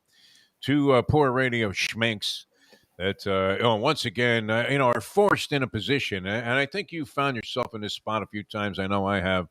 Where do you go out and ask like the real question that everybody has on their mind on a coach's show? Like, hey, coach, how can you justify losing 7 in a row? And, otherwise, you're going to alienate that guy if you ask him the question. You're right there. It's his show. And, you have to kind of go, like Rinaldi did, Tom Rinaldi with Tiger Woods. Hey, Tiger, what positives do you take away from shooting a 97 today? And try and, ask the question in that fashion. But Jerry just flat out hung up on the guys on the show, on his own show. I love that. Yeah. First of all, good morning. And good morning, Tony. How are you? You look good. I'm doing great. I'm doing great. I feel great. It's a beautiful day. Listen, we need more than an hour because I did all these coaches shows and I have so many stories. But the short answer to your question is this. And mind you, I did the Jimmy Johnson show, all of the University of Miami coaches shows, from Ron Frazier, God bless him, to Howard Schnellenberger, on and on and on. And so if there was an issue, a big issue, like with Jerry Jones and the coaching staff or a player or whatever the case might be, and it became a big deal where people were talking about it, I had to keep two things in mind. One, it was the Jimmy Johnson show, or it was the Howard Schnellenberger show. It wasn't the Tony Segreto show. It wasn't, a show that was, hard hitting. It wasn't 60 Minutes. But at the same time, it was a show that was going to give you insight, right? So I would talk to coaches beforehand and go, listen, we need to address this. And I'm going to give you the platform to address it, but you need to address it. We can't not address it, because then we're not, fulfilling our jobs, and the fans are not getting, what they're looking for. So 9 out of 10 times that worked. I mean, the one or few times it didn't work, the coach really didn't want to deal with it. And we talked about that too. We said, listen, he is not in position. He's got some decisions to make. We will have more, on the next show or whatever the case might be. But that's how I would handle it. Now, mind you, I just a real quick story. When Carl Selmer was the head coach of the University of Miami, I got wind from very reliable sources that he was going to get fired after the game against the University of Houston. So from that game, I went on the air and said, expect Selmer to, or this is before we actually got on the plane, expect Carl Selmer to get fired. Well, when I got on the team plane, no one talked to me. I was like, not a soul talked to me. And then when I got to my hotel room, a couple of the assistants' wives actually confronted me. How could you get him fired? How could you do this? And I kept saying, listen, I'm just a messenger here.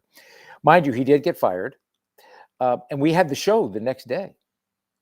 His show. He had to come in the studio to do his show. After he was already canned, he was doing a coach's show? After it was announced, yeah. They couldn't get like the women's basketball coach to substitute for him? I have to tell you, probably one of the classiest moments I've ever witnessed or was a part of.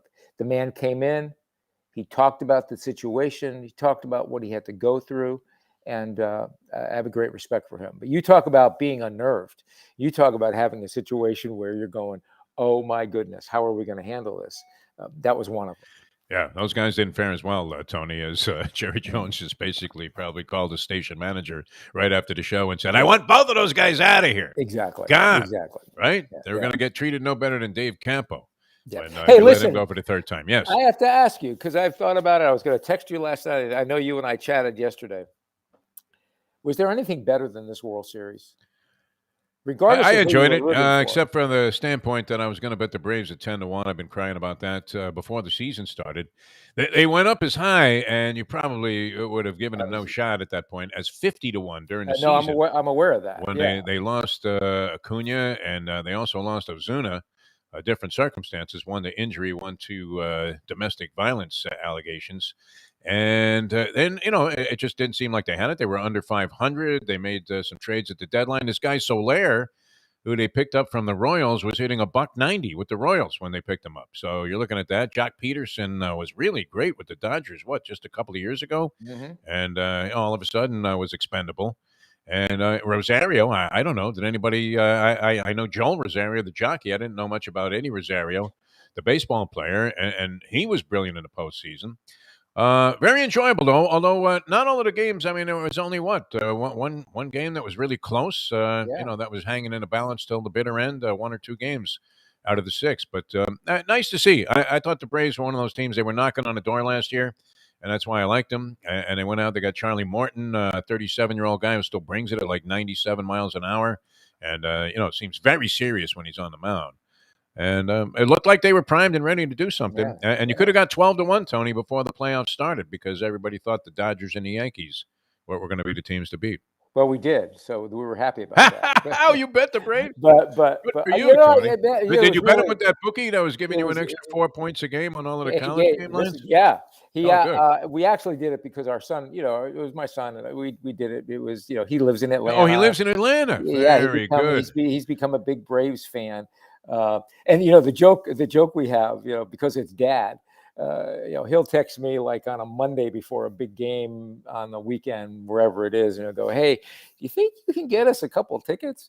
I go, "Well, thanks for the heads up." Well, you got the NBC connections. I guess if you were Fox, you would have been in better shape. Usually you could wind up with something. But so the night before the last night's game, he goes, or actually before Game 5. He calls me. He says, "Do you think you could do something?" And he's laughing on the phone. I go, "You've got to be kidding me right now! It's 11:30 at night, and the game is tomorrow at 6. Are you expecting miracles here?" Nice. Yeah. So you sent in even more money during the series. I like that, Tony. You were doubling down. That's fantastic. Listen, it's been a great college season so far, and I don't know if you could, but I could hear if I stepped outside last night. No matter where you were in the country, if you listened closely enough, you were listening to all of the Cincinnati Bearcat fans just cursing, throwing up their arms, kicking the can, and screaming and yelling that they don't have any respect. Well, how fair is that? And I think it's very fair. Obviously, we need to get into. You could look at their schedule and say soft is more than an accurate description. They played like one team in the top 50, I think, all year long. They've been a good program, and they've been very solid. And obviously, they've been in the top 25 the last, I want to say, most of the last several years, and you had to respect them. But the commissioner of the conference naturally is screaming like he just got robbed on an Adelaide Bird scorecard.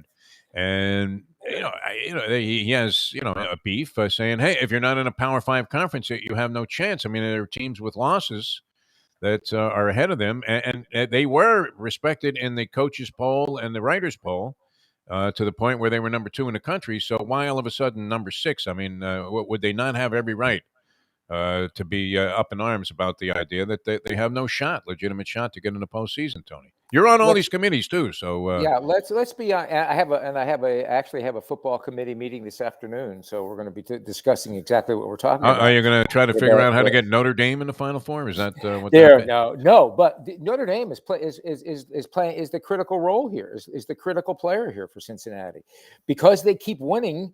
Because Notre Dame keeps winning on a good schedule, not a great schedule, but a really good schedule. Because they keep winning, it keeps Cincinnati relevant. If Notre Dame were to have stubbed their toe against North Carolina, or against West Virginia, or against some of these other teams, even coming up, it will really be the death knell for Cincinnati. But I think the committee, like it or dislike it, the committee has been consistent since we started this playoff system, and that is strength of schedule matters. And let's be honest, the coaches poll is a joke because it's done by the SIDs. Coaches, nine out of 10 of the coaches don't even know what they've, the SIDs do it. And the writers, are you telling me that all the writers who cast their ballot have seen all those games? No, they're doing it by, where the mule team is moving. So I think that those polls, those AP polls, and they're nice to have around. They're nice to talk about and chat, and you get excited. But the fact of the matter is, there's one poll to worry about, and that's the one that was released last night. Didn't surprise me. They used to decide the national championship, though. Those very same polls. Exactly. Oh yeah. Oh, well, that was the only thing we had. But I actually thought Cincinnati would be 7. Quite frankly, I just don't see them. Again, part of the problem is, and I'm going to be honest with you, you're tired of hearing them whine and moan that they don't get respect. All they got to do is keep winning, and let the chips fall where they may. Listen, they're in a good spot, regardless of what they think. When you consider Alabama and Georgia still have to play, okay? If Alabama wins, then they're both in. But if Georgia knocks Alabama out, everything changes, right? And you got to believe that's Michigan State still has some tough games to play. All Cincinnati has to do is keep winning, and then we'll see what happens. But quit your belly aching. They're playing right now. You know who they're playing? They're playing you, me, and Lubie. That's who they're playing. Well, and they're also under the auspices of an old principle, which was to sustain your ranking and or avoid. Maybe having people reconsider their thoughts about how good you are. You had to annihilate these cupcake teams, which added to the embarrassment. And, it was a big, I know you and I fight about this all the time, but I thought it was a despicable aspect of college football, which is supposed to be about interscholastic athletics in its pure principle. And yet it was about bludgeoning teams and cupcakes that you would put on a schedule. So I'm in favor of the idea that you factor in strength of schedule. That should have always been a huge consideration with the polls as they were before, and in any format that we've had to decide a national champion.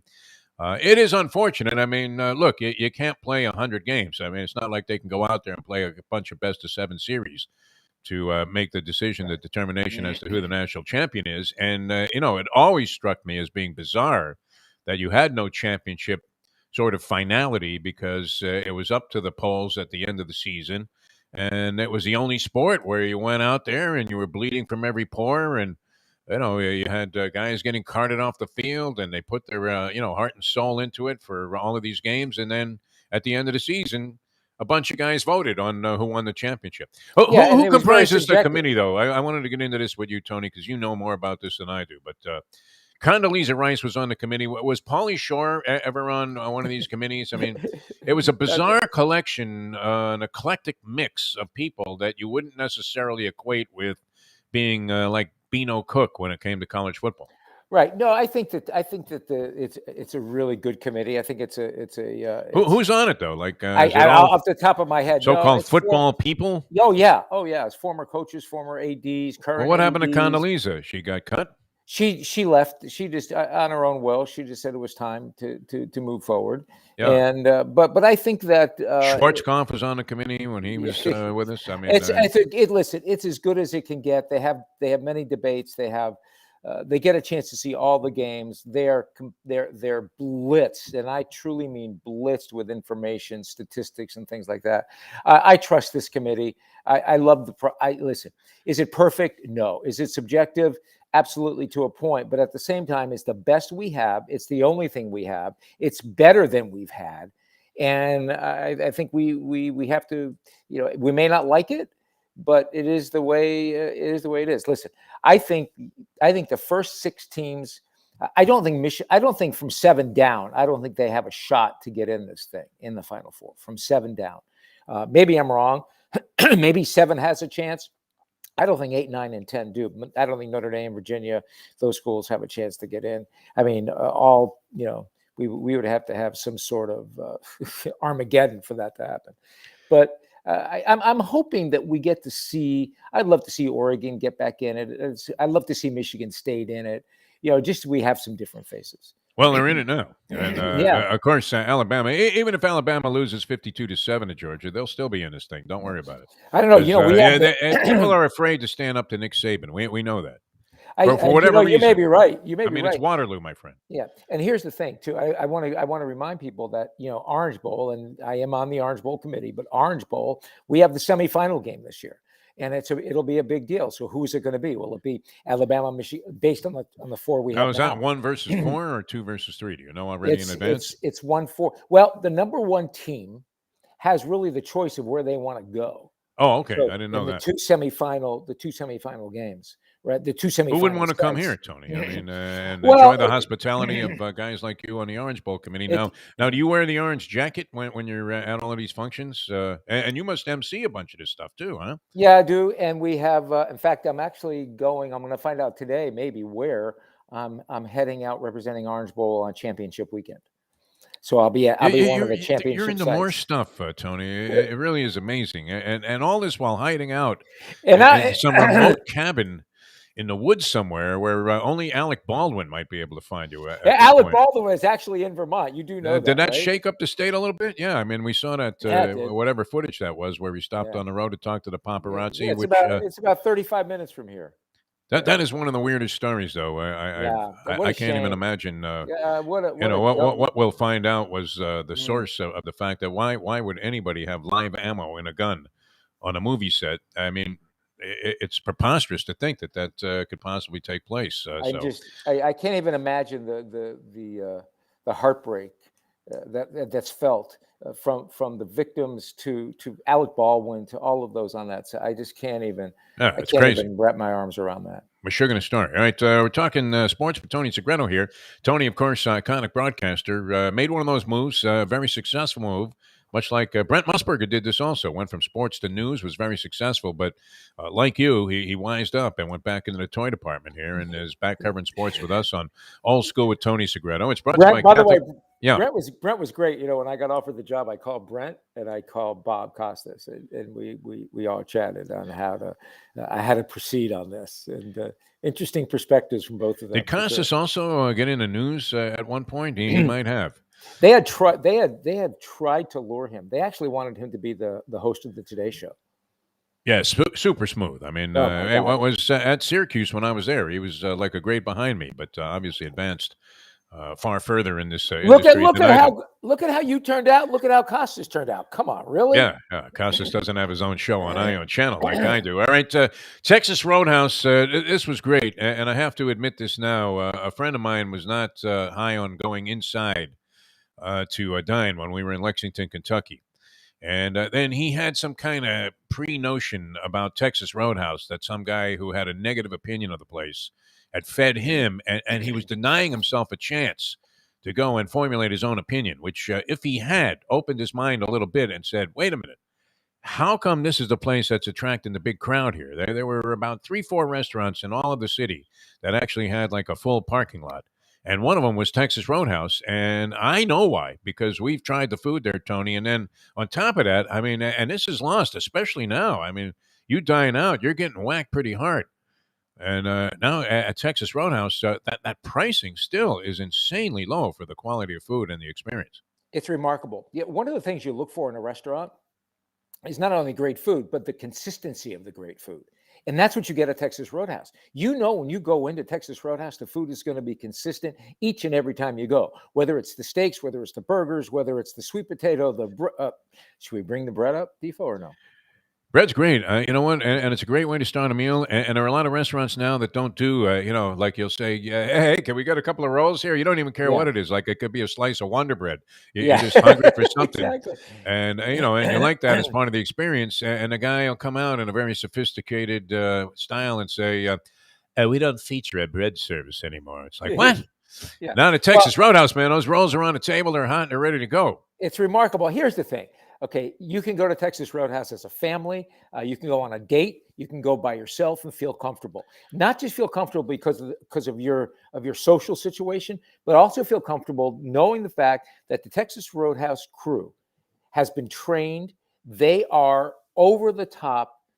They went beyond the protocol in terms of keeping the restaurant clean, safe during this COVID pandemic. If you look back, Texas Roadhouse is one of the few restaurants that, first of all, kept everybody on staff. They pivoted well. They reinvented themselves, and they never lost business. In fact, they made headway, and in some cases did very well during COVID-19 because of what they did and how they treated their people. I'm telling you, folks, if you don't want sticker shock and you want great food and a great environment, if you want to have fun, or if you want to take it out, there's nothing better than the Texas Roadhouse. Try that burger, try that steak, and make sure you get the rolls. You know, it's a great idea, too. I mean, with Thanksgiving coming up, Mm. you know, even if you just had like a lot of those sides catered, like making sweet potatoes. I mean, everybody has their own preference for how it's done. But, man, those are so delicious. And what's wrong with getting like a tray of those sweet potatoes ready for, even if you're making a turkey or whatever, get those sides at Texas Roadhouse. Just absolutely fantastic. Fabulous Great place. idea. Yeah, it is. Great place. All right. Tony Segreto with us here. We'll continue old school. We have pro football still on the charts here. Tony defending the position of the College Football Playoff Committee. I think he might be on that committee. If he isn't, he has ties to the committee. And, of course, he's got the Orange Bowl committee that he's on and every other committee. I think he even was on the committee that elected the Republican governor of Virginia. I'm not even sure. No. You're a staunch Democrat. I know that. Let's not even go down that road. All right, and we're coming back with more with Tony. Well, one of the things too, and we mentioned Texas Roadhouse, and I wanted to get a shout in here for Jimmy Johnson, the aforementioned Jimmy Johnson. We had that clip from Jimmy earlier in the show. Came to Miami, people were like, who the hell is this? Who wants this guy?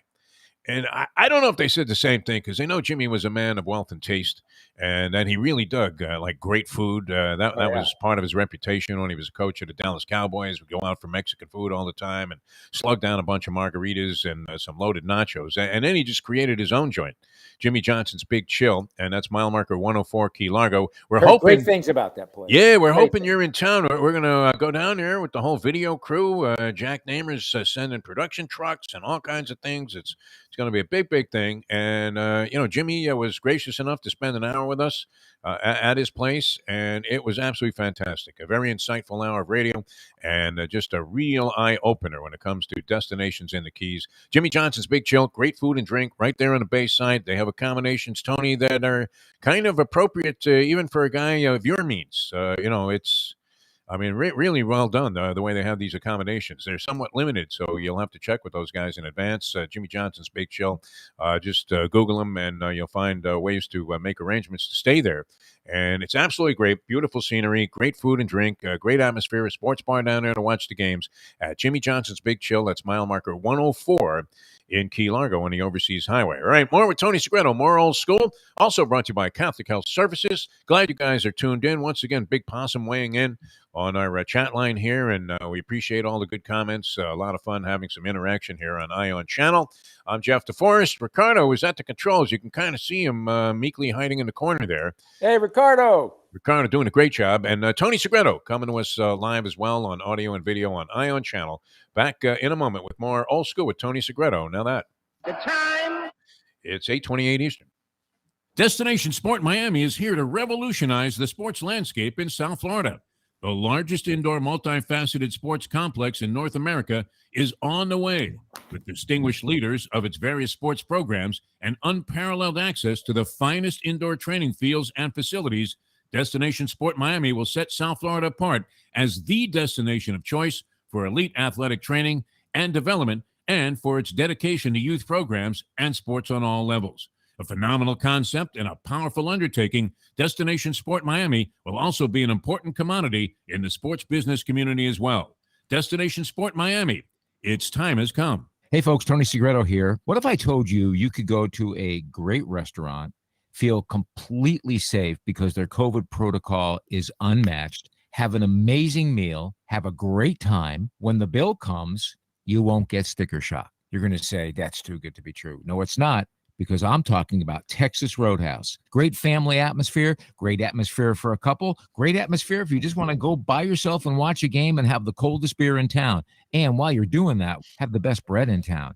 All at Texas Roadhouse. Everything you get there is fresh every day and made sure it's served at your table, hot and ready to go. And the best part is you don't get sticker shock because the prices are amazing. Texas Roadhouse. Recently, we realized it's not just hurricane season that can hurt us. Any time of year, things can happen to your home or business. And the insurance company can be your friend, but they also can be your enemy. Horizon Public Adjusters, Justina Testa, are here for you to help this process go so much easier. Before you call your insurance company, call Horizon Public Adjusters and Justina Testa at 954-809-8752. Would you go into court without an attorney? So why would you go up against an insurance company without Horizon Public Adjusters and Justina Testa? 7 to 10 times more money recovered with a public adjuster than if you went on your own. If there's no recovery, there's no fee. Give them a call at 954-809-8752.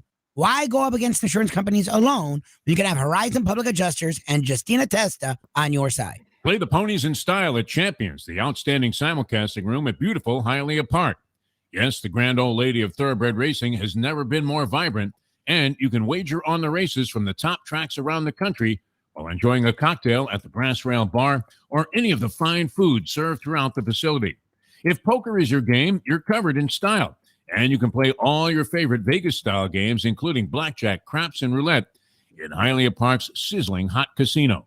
Get a player's card when you walk through the door for all kinds of generous amenities in entertainment destination, Hialeah Park.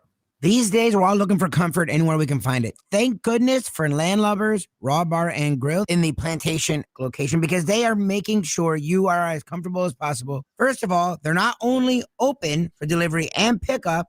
All you have to do is go to landlubbersbarandgrill.com for both pickup and free delivery. Their hours have changed a little bit. Monday through Thursday from 3:30 to 10, and Friday, Saturday, and Sunday from 11:30 to 10. You're going to have the best wings in the world.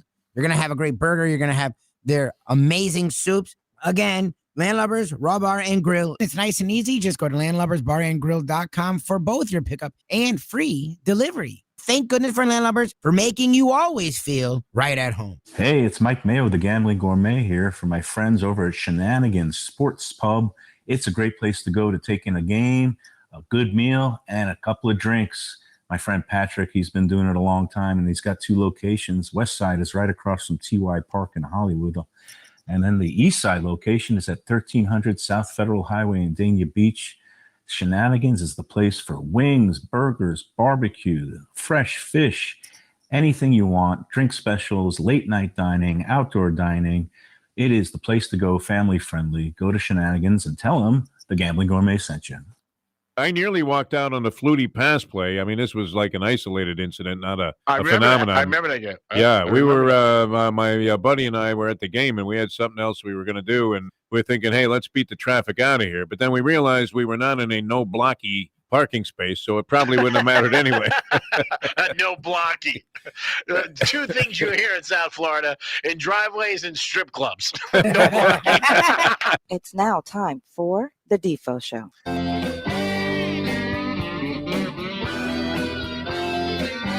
It's going to be no blocky when they have the semifinal championship game there, although it's now moved to Hard Rock Stadium, so plenty of parking there at premium prices. They whack you for like 40 on those games, Tony. Are you part of that decision-making process? Stop. Tony Segreto with us here. We're all school, the Defo Show. Jeff I'll Deforrest, never forget the first time we went to the Orange Bowl. I couldn't have been more than 6, I guess. And, it was my father, God rest his soul, and my uncle, and we're on our way to the game, and they're excited, and they're telling me what I'm about to see. And we get to the Orange Bowl. My father's so excited because he's the first one in. in this in this yard. He's Yeah. the first one to park. And he's so excited. He's boasted out with the first one in. Well, we come to find out that first one in means last one out.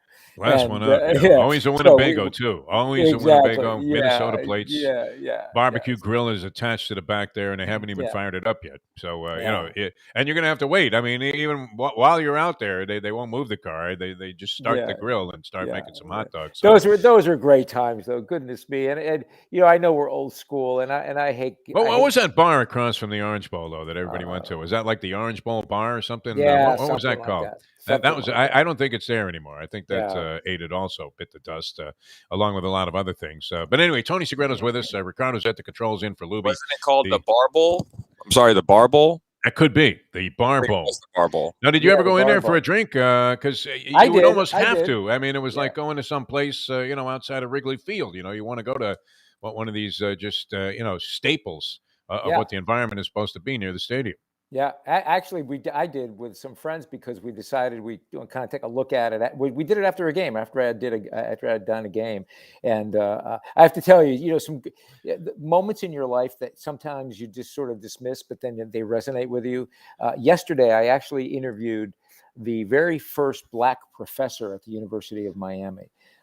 His name was Whittington Johnson. He professor of history, and he's now a professor emeritus of history at the University of Miami. And when we met, I'm hoping for some reason when you said that, I'm hoping, not meaning to be sarcastic, but I'm hoping that he was established there a long time ago. That it wasn't like he was the first Black professor there in 2016. No, this was back in the 70s, 1970 actually. And the first thing he says to me, he says, "You and Sonny Hirsch."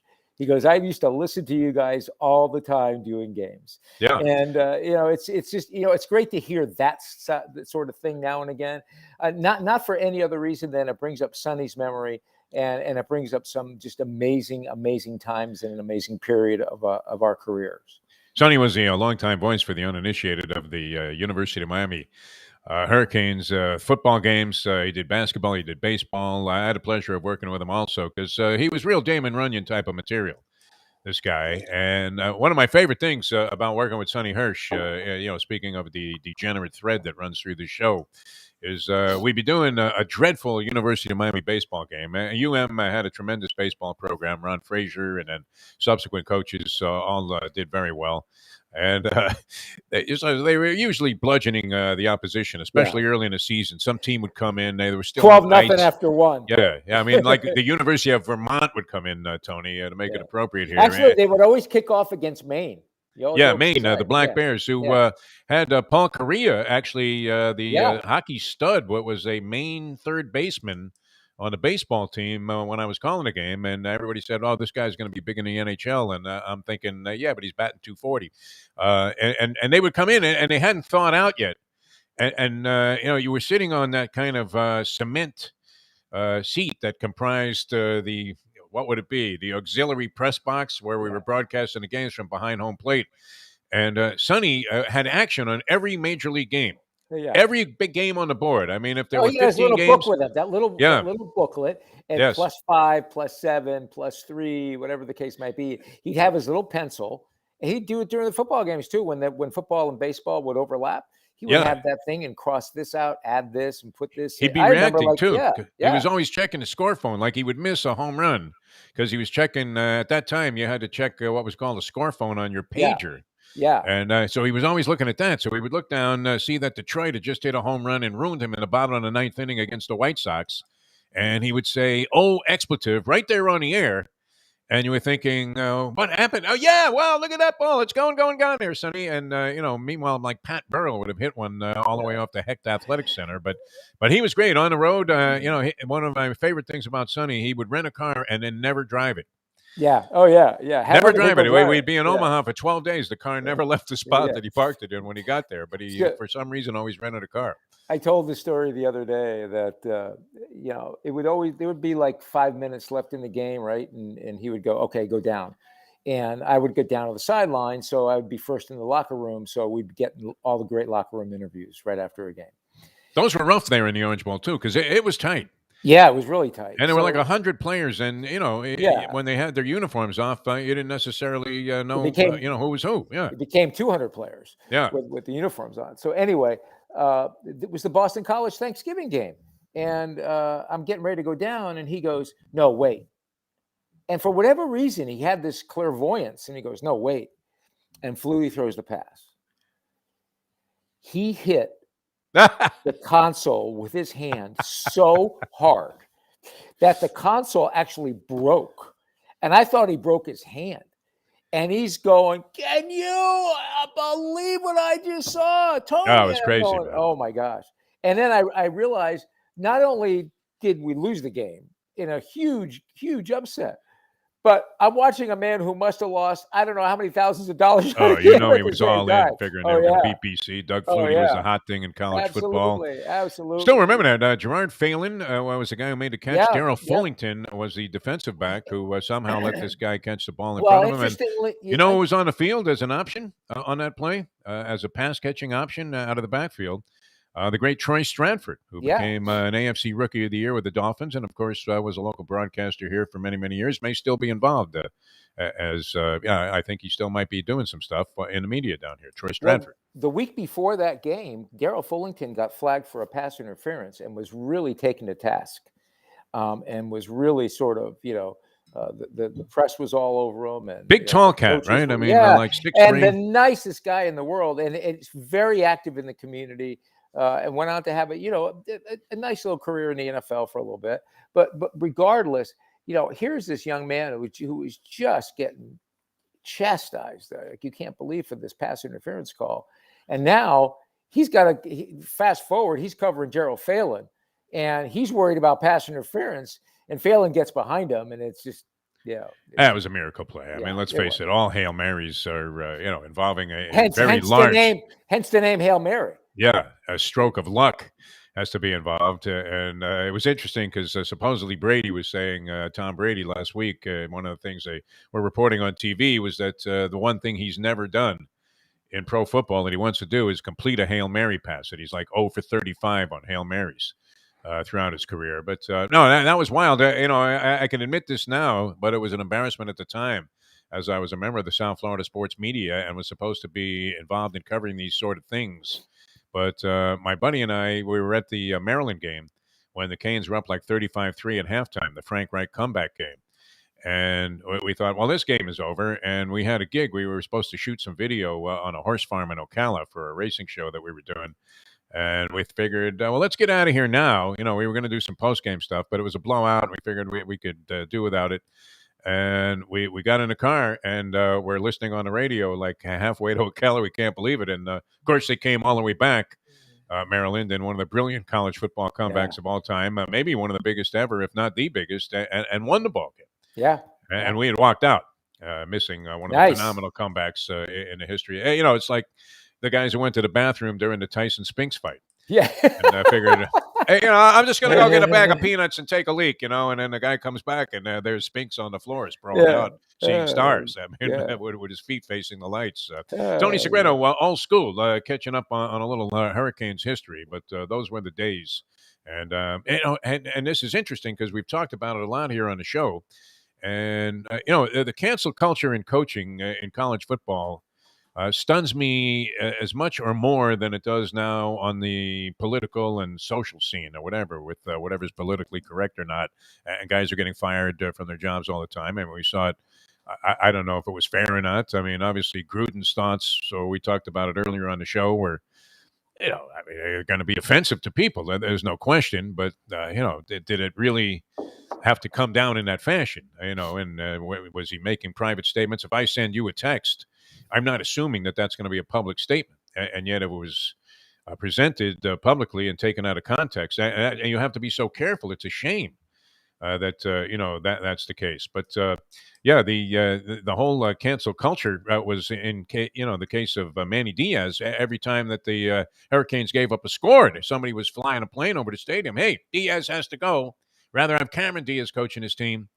And that is true now of almost every coach. I mean, you're looking at Brian Flores, who had a lot of success with the Dolphins the last couple of years, beyond anybody's wildest imagination. Now he's lost 7 in a row, and he's having to answer questions about whether his job's on the line. We're seeing guys getting fired during the season in college football. Ed Ogeron, who just won a championship a couple of years ago, he's been on ice. I guess there were other other circumstances, that were a little bit prohibitive that might have compromised his chances of staying on as head coach. What was he sleeping with the dean's wife? What was this, like Dean Wormer? What are we talking about here? Faber College? What was this guy doing? This isn't Days of Our Lives. I don't even want to go down that road. I don't want. You don't like to speculate on this kind of TMZ type of material. Not that. But but a coach loses one game now, and they start. I mean, if Saban loses again to Georgia, they're going to say, well, maybe the old man's lost it. And he should. Stop doing all these Aflac commercials and trying to appear like a nice guy when he's not, and get back to coaching football and being the mean son of a bitch that he really is. It's amazing to me how quickly people will turn on a coach. But have people turn around? You're close to this program. Manny Diaz pulls off a couple of pretty good wins. Does that put all of that sentiment that he has to go on ice for a while? Yeah, I don't think Manny's in any kind of trouble right now. And I think that the fan that has watched this team, I think the first couple of games we were questioning whether or not this team had the heart and the energy to go and play a season.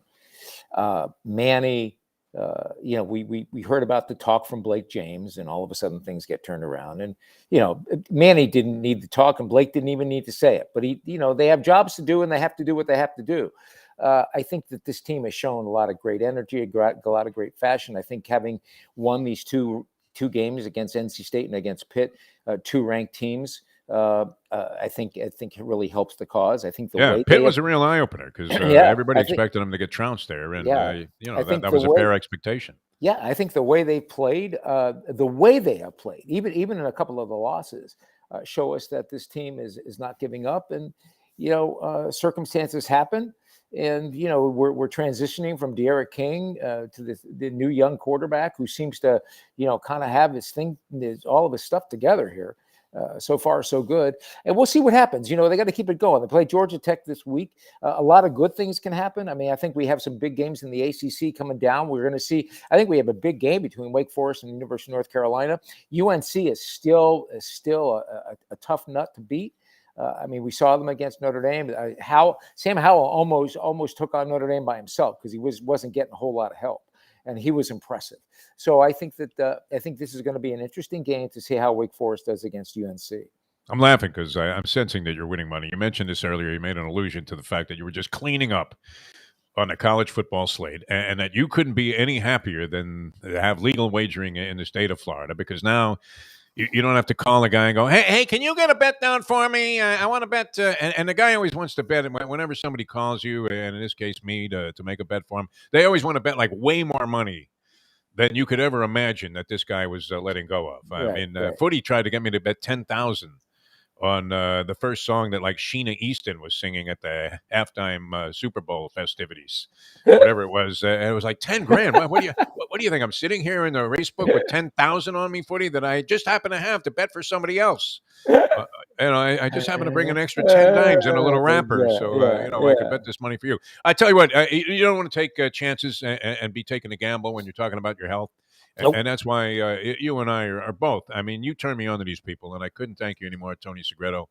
And I mean that from the bottom of my heart. You know how much this means to me. Catholic Health Services and the job that they do for virtually everybody. And I thought you were being corny when you started talking about, they take care of the family. I figured that was the usual Segreto fodder about college football. But you're absolutely on the money with this. And it really, with medical stuff, especially if it involves, a relative, a friend, or whatever, and maybe they're in, a great degree of difficulty, maybe even terminal. You need that information, and you need some people that are going to be upfront with you, and that is Catholic Health Services all the way through. That's what they're about. We talked about this last week. My wife is going through this right now. She's with her mother in Detroit, who's not doing very well. Her mother's in a rehab facility in Detroit, And the rehab facility they're in, they can't get answers. They just can't get answers. They'll try to call somebody. There's miscommunication or no communication. They feel like they're out of the loop. It's just a difficult thing, and that's where Catholic Health Services thrives. They not only thrive in helping the patient, right, get better, and in your mother's case, make her comfortable. Yeah. But they really do excel in making sure that the families are well informed, that the families aren't surprised, that the families know what to do. Let's say we're rehabbing a hip, or let's say we're rehabbing from a stroke. The families need to know what to expect when the patient gets home. Yeah. What can and can't they do? And she was moved to the COVID ward. You find out, right, 2 days later. Oh, exactly. really? Oh, okay, nice. And you hear about occupational therapy. And you're going, well, what do I need occupational therapy? What do they need occupational therapy for? Well, they need to learn how to put their socks on and how to put themselves in the bed and get out of the bed, how to get to the bathroom, especially, if it's something that they broke and they're learning now, they're rehabbing all of that. And they let the family know exactly what to do. So listen, folks, if you ever need anything, and even if you just need to get some guidance and some answers to the questions that are bothering you, what about my booster? Do I get it? Do I not get it? I had Moderna. Can I get Pfizer? All of these different things. Call Catholic Health Services. They're here for you. They're in the community. They're blended in this community, and they're all about making sure they keep people healthy. Special hello, Maria Miranda, great person. Stu Schiffman turned me on to the service that they had with the home hospice care. That was phenomenal, and it is true. I mean, we couldn't get any answers out of the hospital when my mother was there, and Catholic Health Services came in, did a marvelous job, and really, I mean, that is one of their specialties. They do a great job with communication, and that's what you want. You want to know, how the hell is this person doing? We need to know. We need to know now, so we can react and know how to handle things for that person and have them in our best interest. All right, coming back with more with Tony Segreto. It's great being here. Ricardo was at the controls. Do you like his psychedelic background here? I love it. I love this. I'm waiting to hear a little Jimi Hendrix or something, Well, you know what? We don't want to get sued right away here, so we're we're poaching in on the great Albert Castiglia, who gave us a couple of cuts before he signed that hideous onerous contract with Blind Pig Records, which, he asked me what it was like getting canned from the job because he was a big fan. This is a great blues musician here from the South Florida area, world-renowned, world-class guitar player, Albert Castiglia. And he says, well, what did they do to you? I mean, how did you feel after this whole thing came down with Fox Radio?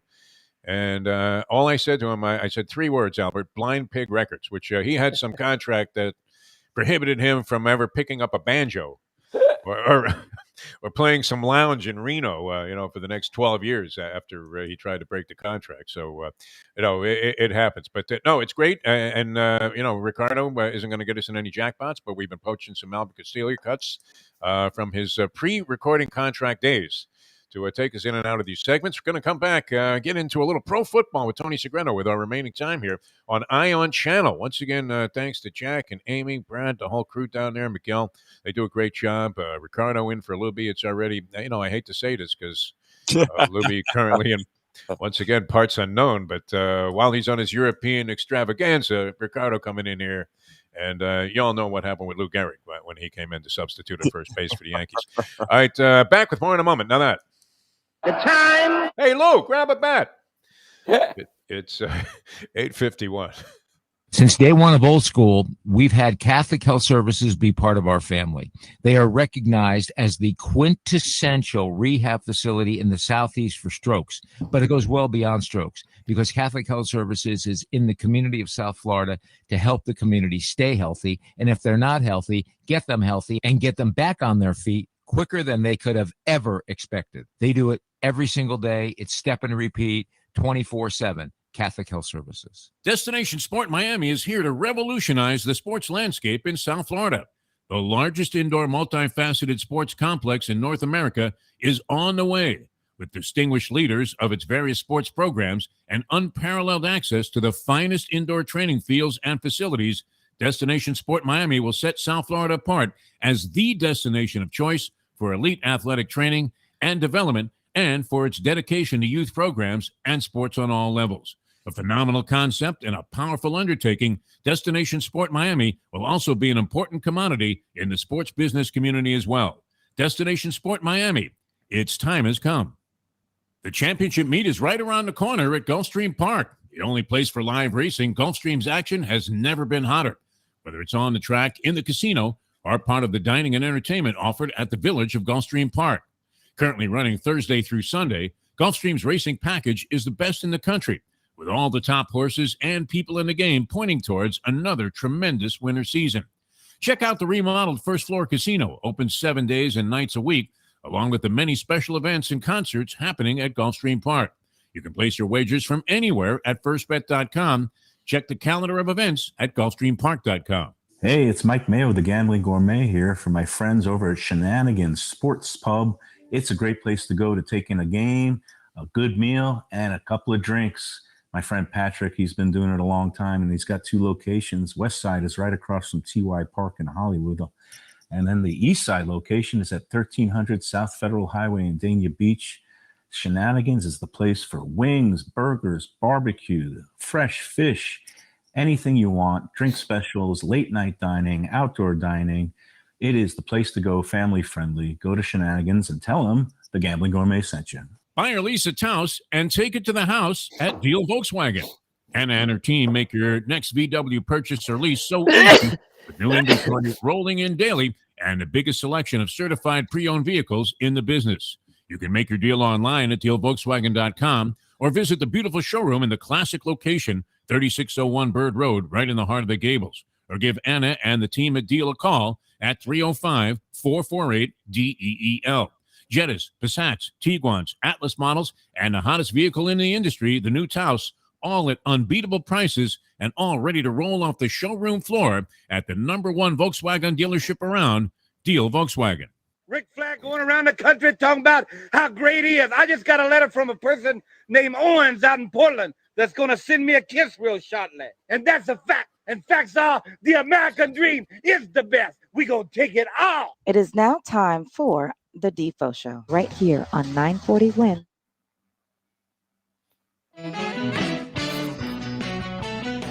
Probably have to eliminate that tag there. We're here on the Ion channel. By the way, Ion What channel was that? rocking us. That was a flashback. Yeah, rocking us on audio. And wow, they're in the top DMAs, and 112 radio channels globally are carrying the show right now.